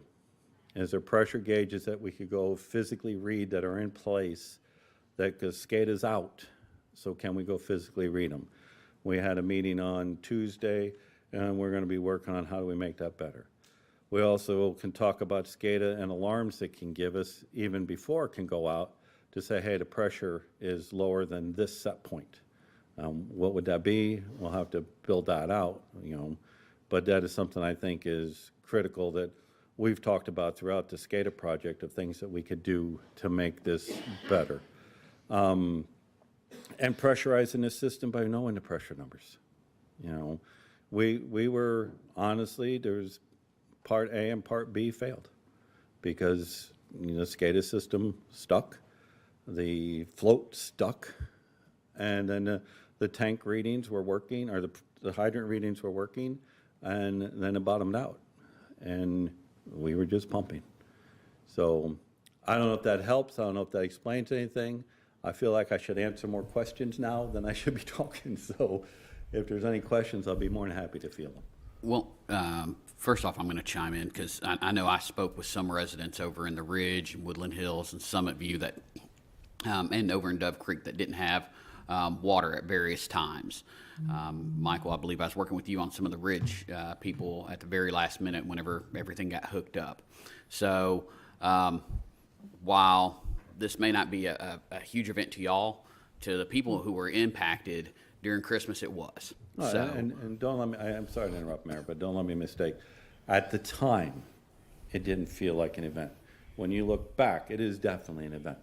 If you look at any of the emails I've sent, I call it the Christmas water event. So I don't want to be mistaken. It's just, level of information that you have at that moment made it feel different than what it ended up being, if that makes sense. So for me, the big thing is, number one, because I know we've met, I know you've been working with staff, and have we identified action items that either have already been put in place or are being put in place to prevent this in the future? Some of it, I know you can't prevent weather. I mean, weather's going to be weather, but to prevent this in the future. And if so, what are those? So one of the things we've been talking about, at least from Infomark's point of view, we already have a process in place of working with the city. Mm-hmm. So when we see something, when we work with Michael Dietz and his team, And the response has always been great, the collaboration is always great. And we're like, what can we do differently? Well, one of the things to talk about is the pressures, getting better pressure in the system. So when you look at the situation, what could we have done different? Well, we couldn't do anything different at the water plant. It was run as hard as it can run. What we could have done differently is we could have ran Waldron Road and Mason Road together and say, all right, we now can run 3 pumps at Mason Road, and we would confer to make sure that that was acceptable with Michael Dietz and his team on the situation at hand, because if he's got a main break somewhere, he may not want all 3 pumps on until he gets that fixed. So we would have to collaborate that. We could also run Waldron. The SCADA system, we've talked about that. I mean, can we get alarms when there's power? Yeah. When there's no power, it doesn't help us. There's really no help. But we also talked about, can we install physical gauges so that in the event this were to happen again and we need to go physically to the site and read something, that is strategically placed based upon the hydraulics of that area, so we know exactly what the pressure is in that area. Not necessarily on the suction side of a pump or the discharge side of a pump, but at the base of a tank. So that we could say, hey, I have 15 pounds of pressure in this tank, which is approximately 37 feet of water. So that we can do the math and understand what we have. So that was being discussed. And a lot of this needs to be put on SCADA systems so that we could trend it, so that we could determine what is normal. Because if you could put a pressure gauge out there, and if you go check it once every 2 years, once every year when an event does happen, you don't necessarily know what normal is. So getting it on SCADA so you can trend it, and even when the SCADA goes out, at least we have a physical device that we could walk to and look at, drive to, whatever the case may be. So communication-wise, the plan's already in place with that, Mayor, and that went well. Danny and Mike, and we all work together. Danny talked with me, I talked with Mike, I talked with Kyle, I talked to Bruce, I talked to you about at least the NES power thing, to see if you could help us get that done a little faster. But I don't think it's internally on the process that we have in place, communication's an issue at all. It's just, even if we were to, we talked today about what if we put in heaters? Well, it doesn't do you any good when the power goes out. If it's that cold and power goes out, you still have the same problem. You all don't have the same type of weather as I do back home, and it would not make financial sense to do some of the builds that are done with what you have because the costs run high. But, we could still continue to talk through that to say, is there better things to do? I mean, mind you, this is 1 week later, so there's still a lot of discussion that's gonna happen that we're gonna learn from. There's still data to file through to say, more lessons learned. What can we do differently? Bruce, Kyle, y'all are both the city administrators, assistant city administrator. Do y'all want to weigh in on this event, and as far as the other side of it, the city side, and just kind of talk any about that, or your thoughts about what we can do differently? I think in the future, this SCADA project that we're having designed right now is one of the things that, with this event happening, as Dwayne's stating, is I think we can make sure if there's any improvements or any pressure readings that we need at locations with the alarms and stuff like that, that would be a huge benefit that we know that now, that we can get it into the project, that in the future, hopefully, we get some alarms and stuff like that, because what you had is an event that really, when we was getting information, we were getting the information that they were seeing, but that was not correct information. I mean, when you go to a tank that the SCADA is telling you it's at 78%, you get out to the site because you're like, okay, this can't be right because it's stuck on that. You go out to the site, it says 41 feet. Okay, do we have 41 feet in there or do we not? So, you're going by the information you have, and until we realize that, hey, that's stuck at 41 feet. We didn't know it was stuck at 41 feet, or nobody that went out in the field to look at it didn't know that. Like Dwayne said, hindsight is 20/20. You see later on that it goes to, 7 feet or something like that. When it dropped, clearly it was froze. So we just so happened to have SCADA that had stuck We had the gauge on the side of the tank that stuck. Then, they went to option C as far as looking at pressure at the hydrant to see if they could determine, okay, well, this is what we feel is in the tank. At that point, like you said, they were doing different pumping scenarios, is the best way I think to put it, that will give you water in different locations at different times. So you're not only just, I'm only filling up Sanders or I'm only filling up Sanford Knob, you're putting water in either all locations or you're putting it in Sanford Knob. When you're doing that, of course, you're pressurizing the system, because if you're getting water in the tank, basically the whole system, because I know fire's been mentioned. To my knowledge, I don't know that anybody went and connected to a hydrant that said there was no water, that there was low pressure. I don't think anybody can determine that fire was an issue, because if we were filling the tank, it had to be pressurized. So that's one of the things I think a lot of it could be, and that's what I find also that we need to, like you said, it's only been a week after. I know a lot of people are throwing out the term water outage, but going from the information I received, it was basically low pressure. I had no water.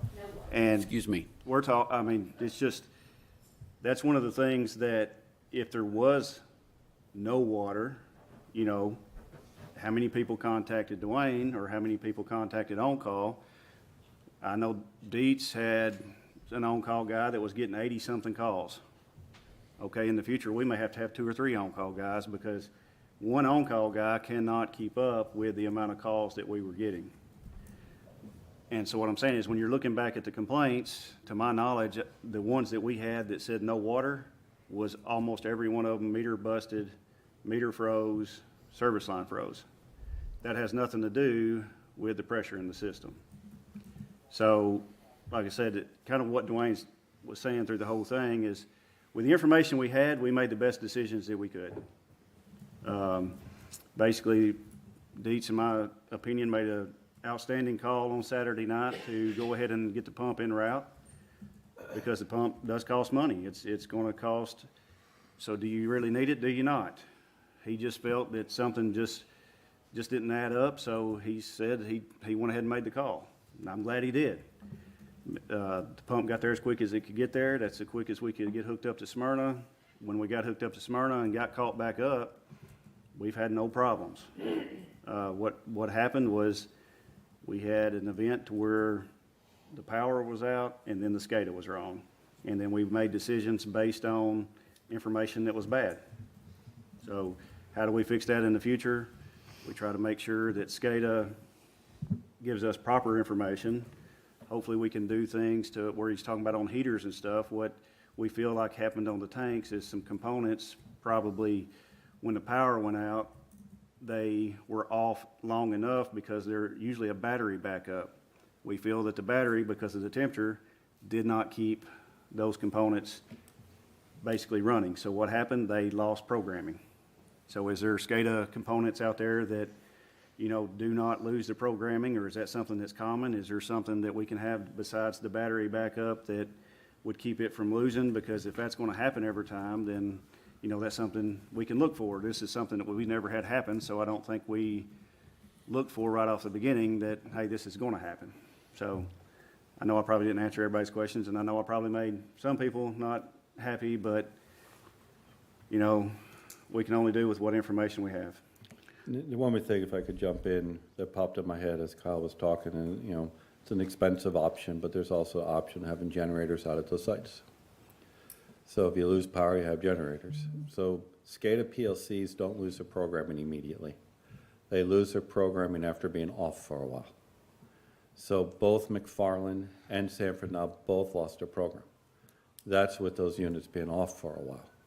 So whether we have battery backup, maybe bigger battery backups, like maybe even something that can run a heater to keep something warm, or a small gen set that's set that when the power fails, it kicks on.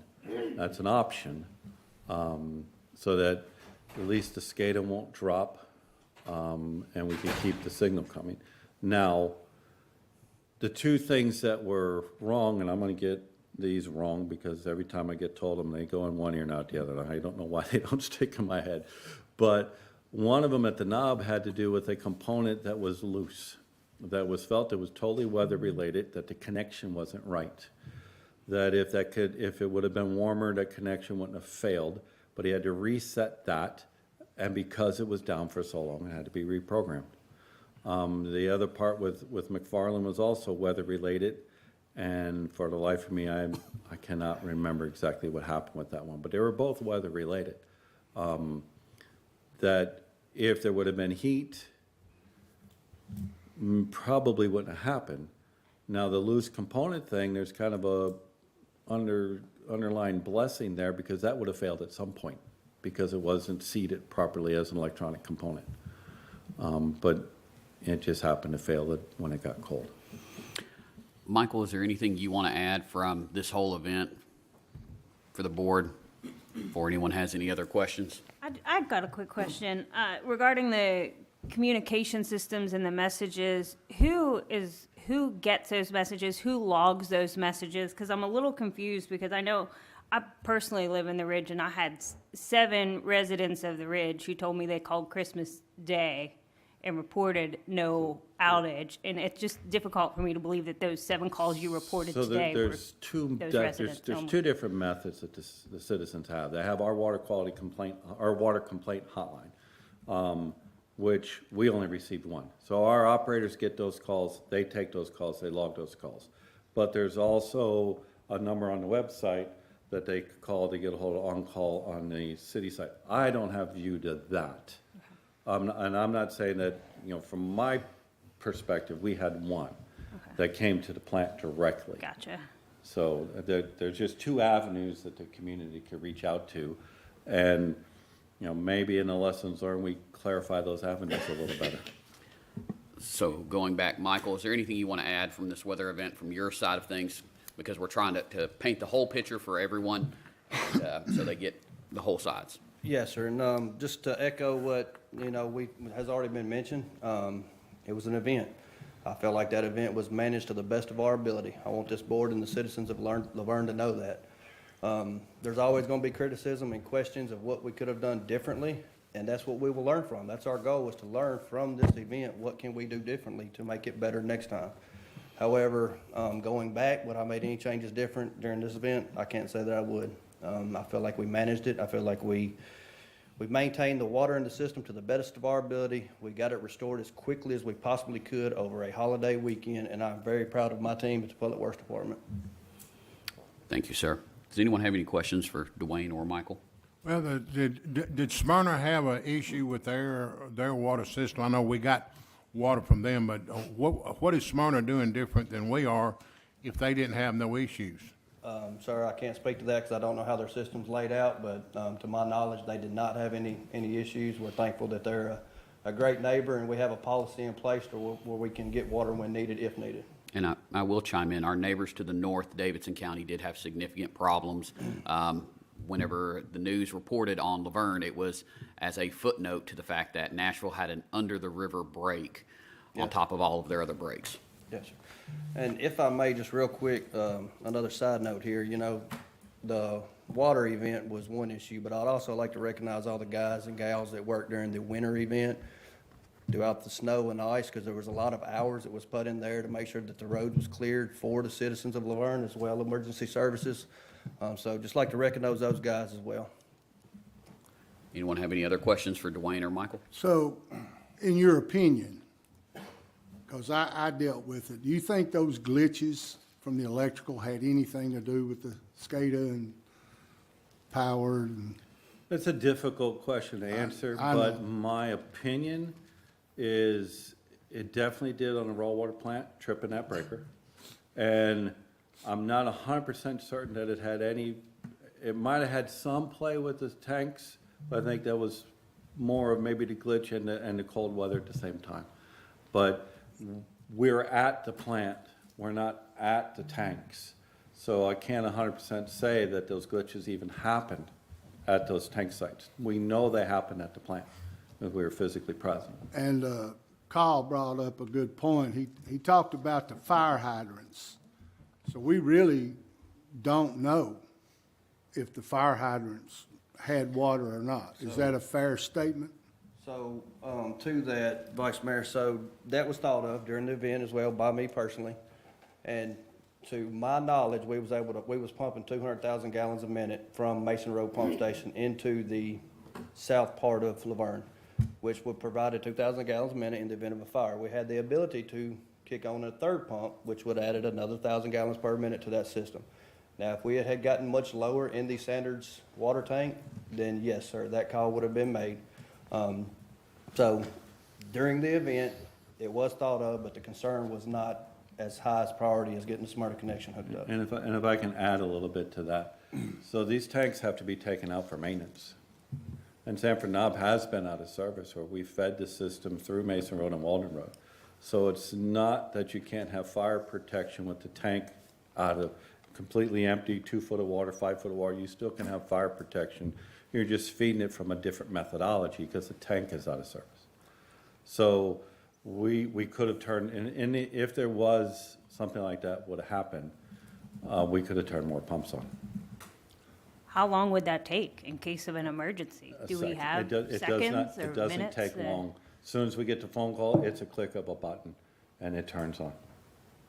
And if we have to drive to it, whatever drive time it is from the plant to there, or from wherever one of his guys might be, it might even be closer, in case the SCADA wouldn't turn it on. It's not a long time to do that.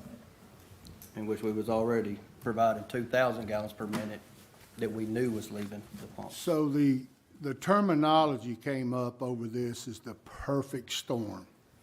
And from everything you've talked about, that's exactly what it was. From an ungodly cold for this area, electric, data, just everything. Once you got everything up and running, and I'm gonna put Michael or Kyle on the spot, if we were not in this ridiculous predicament we're in with Stones River, would those tanks have filled up better, quicker if we had those lines put in? Yeah, you're talking about the 24 inch. Yes. Yes, if that line was in, we can pump max. I mean, we can get 10 million gallon a day to that tank. Currently, with the piping system we have in, we max out about 5 million gallon a day pumping rate to get to Sanders tank. So that's where, if that line was done today, we could have got more water to the tanks quicker. The problem with that would have been like what Dwayne was talking about, just being all open about it. That's where whenever he's saying that the clear well was at a certain level, well, you got to use the clear well water to backwash. And I know this is going to get a lot of, probably too deep, but you can only produce so much water that they're limited to. So even if you had the 24 in, and let's say we was thinking we can get 10 million gallons a day, you got to produce that amount of water, and we're, not at that. So there would have been some limitations, but yet could we have done better at getting water to the system? Yes, if it was done. And so in the future, with the 24 inch done and with the SCADA project, once it gets completed, hopefully this does not happen again.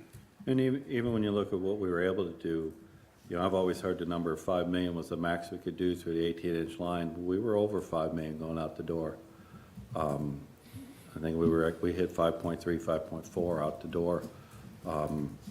So, it would have been better to have that 24-inch in place. But even with the 18, I think we did pretty good at getting the water in the system. You kept talking about a glitch. When the electricity goes off the water treatment plant, the diesel generators come on and kick in.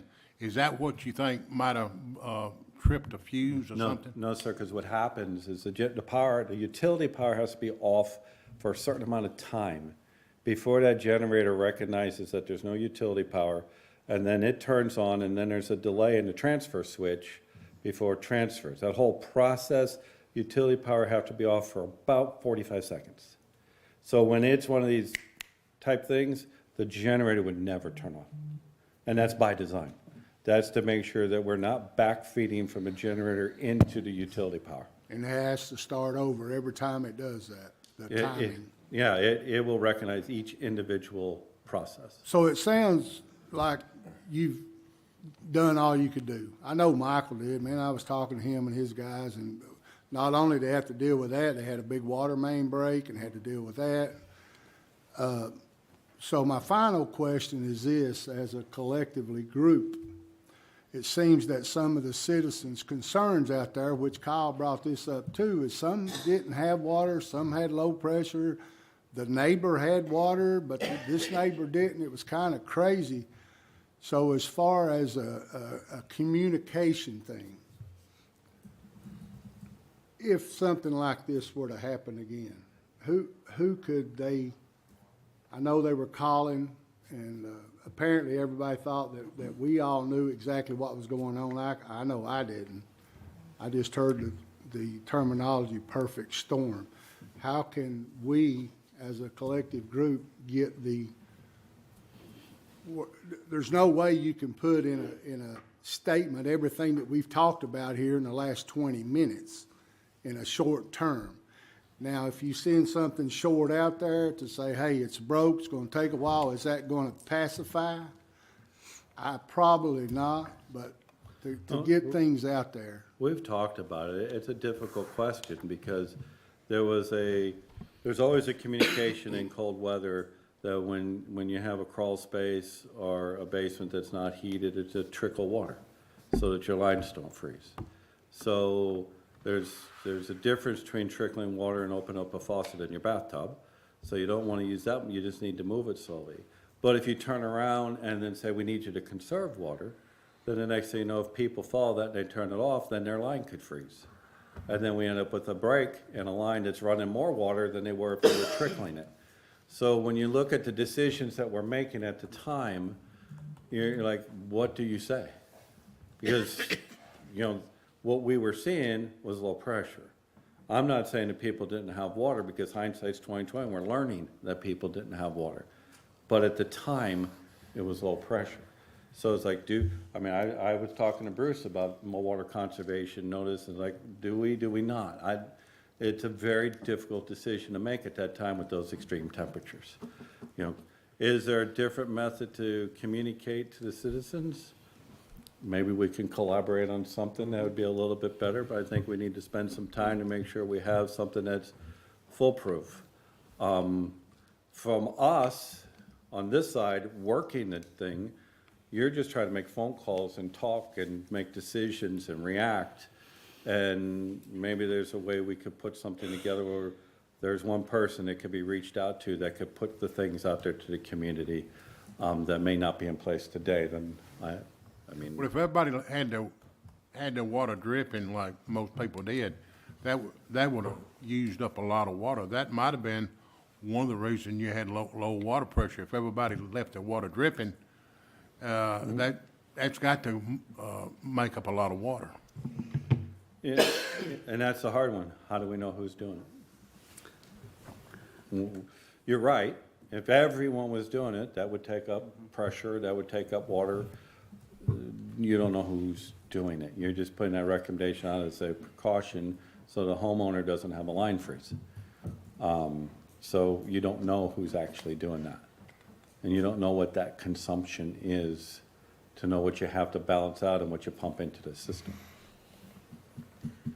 Well, I'm going to say thank you to staff because I know for myself, I was out of town. I know, Michael, you tried to reach me a couple times, and where I was basically a little bit further back than Deliverance. So I was unreachable. And, y'all handled that as best you could, considering all the circumstances going on. So I want to say thank you because I know Danny's coming in Christmas at 1 a.m. working. Your staff worked through because whenever I got back, I went out to where y'all were at. And so thank you guys because y'all gave up your holiday with your families, just like everybody. Everyone's stuck in this situation. You are out here working in the cold. So thank you. Yeah, I would. It seems like the biggest thing is the communication part, because it took 3 days before something came out from Public Works on what happened. So everything what started happening with this perfect storm, December 23rd, from everything, I know that through Facebook communication, social media, whenever there's a water line break or whatever. I live on Cedar Park Circle. We were known for our water main breaks. So, anytime there was a water main break, there's something goes out on social media. Water main break, you're gonna have an issue. Why wasn't something put out on social media when this was recognized? That's my biggest question, and it seems like that's the questions from the citizens. Why did it take 3 days before something came out and then everything was fixed? Or basically, everything was on the road to being fixed? That's my biggest thing. I mean, because I work at Vanderbilt, and anytime something happens around the campus or around the area, we get an alert on our email, we get an alert on our phone if we want it. And I know, like I said, the community, depends on social media. So, I mean, that's my biggest thing, and I'm not going to beat a dead horse. But I think there should have been better communication when this perfect storm started happening. And I'm not pointing fingers at anybody or anything, but that's another thing to look at in your future planning and your policies and procedures. And we most certainly will, yes, ma'am. I just want to add on to what Carol said, but I honestly, being medical, and looking at the scenario, reading through the recap of exactly what happened, I honestly think the missed opportunity here is preventatively. When we're ordering pumps ahead of time preventatively, just in case we need water from Smyrna, I think that's a great time to notify the public, hey, there's potential outage, conserve your water, whatever recommendations you have at that time. But, just preventatively, once we're starting to put a plan in action just in case, that's a great time to let our citizens know on Christmas Eve, just in case we might be in a tight spot tomorrow, the next day, and the next few days. If you take a look at how Middle Tennessee Electric kind of approaches things with the high capacity, they preventatively alerted the community to try to reduce their demand, and they let them know the possibility of outages before they ever even started the rolling blackout. Just give the community a little bit more time to prepare for these instances. Any other questions?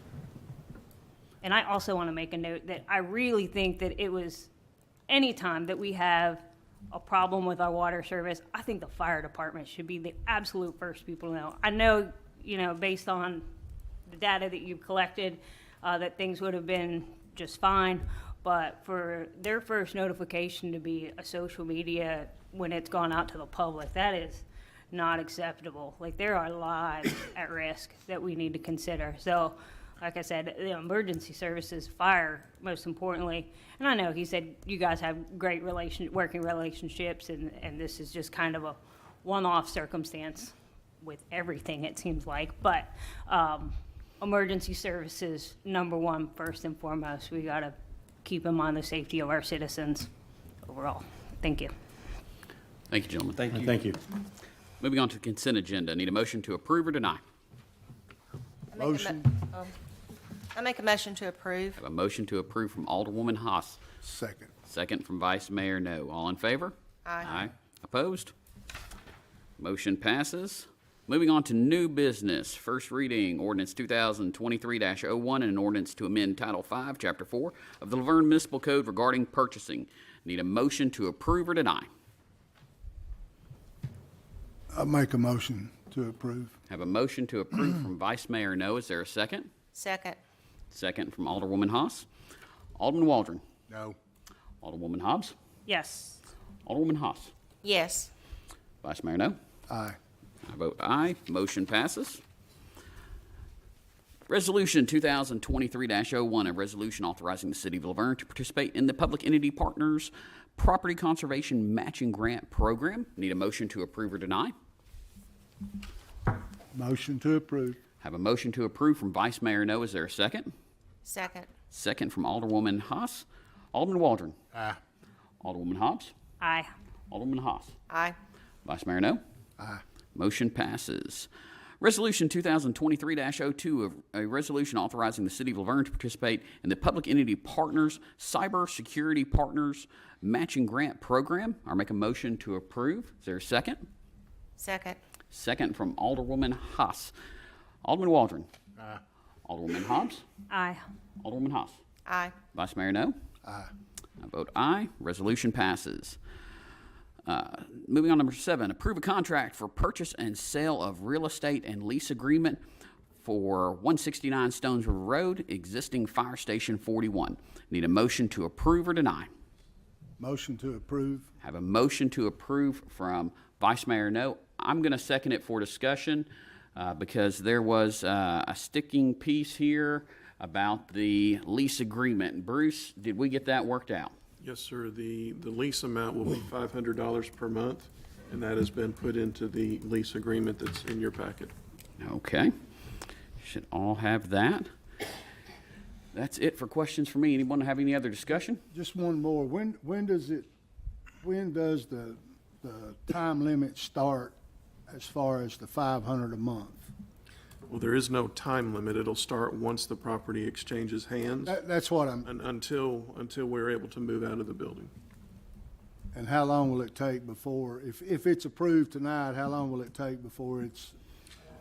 There is a period of time, due diligence time. I'm thinking it's 60 days, and then they have to close, I believe, within 30 days after that. So we're looking at approximately 90 days until we close, if everything goes through.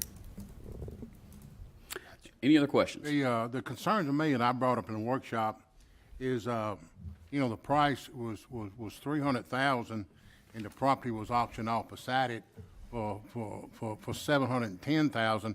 It brought up in the workshop that the contents was included, but the contents of the building was auctioned off separate.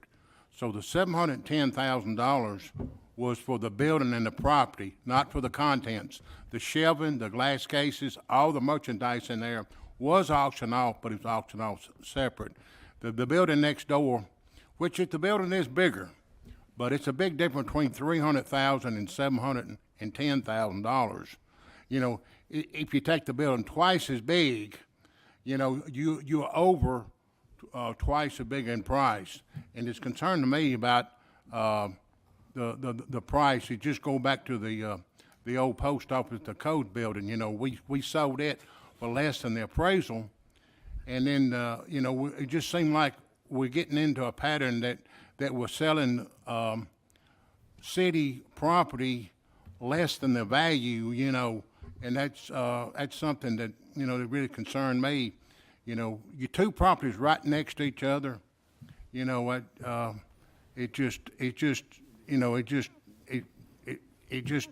don't settle with me real good, and I want to broad up that. But the contents now was not included in the $710,000. None of the contents, the shelving, the showcases, nothing was auctioned off separate. The $710,000 was the building and the property, and we sold the old fire department for $300,000. Basically same size land, which the building was a little bit bigger, but I just concerned about the price. Well, just to point out, the stormwater building was, the board did vote to go under price. For the public works, it was, as far as stormwater, was under the appraised price. Public works was $100,000 over the appraised price, and this is right at appraised price. So that is part of this, and this is an offer from the purchaser. So just to put that out there, the land size is different. They're not the same. This is a smaller parcel. With that, Alderman Waldron? I know. Alderwoman Haas? No. Alderwoman Hobbs? Yes. Vice Mayor No? Aye. I vote aye. Motion passes. Moving on to appoint or remove board and committee members. First, we've got the beer board. We've got 2 terms expiring and 2 applicants. And this is one that's appointed by the mayor, confirmed by the board. So I will appoint Kevin Oliver and Becky Pollock back to the beer board. All in favor? Aye. Abstain. Moving on to the library board. We have got 3 terms expiring. We have one applicant that got in before the deadline today. I believe we have another one for next month, but we've got Kayla Koester, and need a motion to appoint this person. I make a motion to appoint Kayla to the library board. I have a motion. Is there a second? I second. Second from Vice Mayor No. All in favor? Aye. Opposed? Next, we have the Local Emergency Planning Committee. We have got, let's see here, 5 terms expiring, and we've got one that's a requested change out by the organization. So I'm going to appoint Marty Blair, Daniel Campbell, Brent Hatcher, Chris Schmidt, and Alex Thompson to the Local Emergency Planning Commission. All in favor? Aye. Opposed? Stain. Moving on to the Parks and Recreation Advisory Committee. We have got one term that expired. We've got Chuck Isbell, contacted him. He does want to stay on this board. We also have another applicant as well. This is one where I appoint, the board confirms. I will reappoint Chuck Isbell to the Parks and Recreation Board. All in favor? Aye. Motion passes. Last, we've got the Stormwater Appeals and Advisory Board. We've got 2 terms that are that have expired. We've got one that's wanting to stay on this board. Looks like that is Jeff Moss. I'll make a motion to reappoint Jeff Moss. Is there a second? Second. Second from Alderwoman Haas. All in favor? Aye. Motion passes. Moving on to Mayor and Alderman comments. Alderman Waldron. I want everybody to remember the Montgomery family in their prayers for the loss and the family members. Check on the elderly, make sure your pets has got fresh water and shelter. And again, I put a item on the agenda for the 24th or 25th time, and Jason has it removed. Somebody spoke at Citizens Forum about the mayor. That's hitting the nail right on the head. I put the same thing on the agenda over 24 times, and he has removed it 24 times. And that's all. Thank you. Alderwoman Hobbs. Yeah, just a reminder, the LaVergne Rescue Unit's having a Country Ham fundraiser on January 14th from 6 a.m. to 10 a.m. Cost is $12 per person. Also wanted to encourage everybody to come out for the MLK Day ceremony on January 16th at 10 a.m. at the Multipurpose Building. And just a reminder to everybody, the annual communication survey is available on the city website through February 28th. You can also get hard copies at City Hall, Parks and Rec, the library, or the Senior Center. So I encourage everybody to complete those surveys. Alderwoman Hawes. Yes, there was a post that came out on Facebook about the baseball, softball signups coming soon. So everyone that wants to sign their children up for baseball and softball, please keep an eye out for the Facebook post. And everybody stay safe. Thank you. Vice Mayor No. I just want to brag again on the water guys and, man, guys, I know y'all were doing all you could do. There may have been some lack of communication, but we weathered that perfect storm. So great job, all you emergency guys. I seen you out there. This thing about the mayor, I've been thinking about this. And I'm not picking on Michael, I'm just bringing him up. If Michael has an employee he has a problem with, it goes to HR. HR goes to Kyle goes to Bruce, and then they talk back and forth. By the time anything gets to this guy, it's a done deal. He's not going to, it's just a matter of somebody putting their name on it. If you take it out of his hand, put it in Bruce, by the time it gets to Bruce, it's a done deal. So that stuff is hearsay. But anyway, for a good job. Hope that doesn't happen again. So, that's it. Thank you, sir. Well, first off, I do want to remind everyone about the Martin Luther King Day ceremony. It should be wonderful. We have worked very diligently, and when I say we, I'm talking about David McGowan and his staff on getting the guest speakers here. Mr. DeBerry we've been working on that for several years, so very big props to you and your team for that and for everyone who's coming in to work that event. So I hope you all join us. It'll be 10 a.m. down at the multipurpose building. I do want to thank staff for working through Christmas on restoring water, including my own, where I live is part of this. So thank you for that. And hopefully we can use this as a building tool and improve things for the next weather event, because regardless, there will be another one of who sits in any of these seats. There will always be weather events. Lastly, when it comes to the Hire and Fire Authority, which is what Alderman Waldron was talking about, yes, I have removed that because, like Vice Mayor No said, it actually is a multi-pronged process, and it comes from a director to HR, through legal, through our city administrators, before it ever gets to me. So that's something that's a check and balance. If you put it on an individual employee, as it's already been threatened in the past, Alderman Waldron, where if they didn't do certain things the board would do, the board would just fire that employee. And I don't think that's right and proper. This allows a check system for everybody, and this was the same process that went on whenever you were mayor. So this is something that's keeping with a normal tradition that has kept the city moving forward and has kept the city out of trouble. So with that, we'll call the meeting adjourned.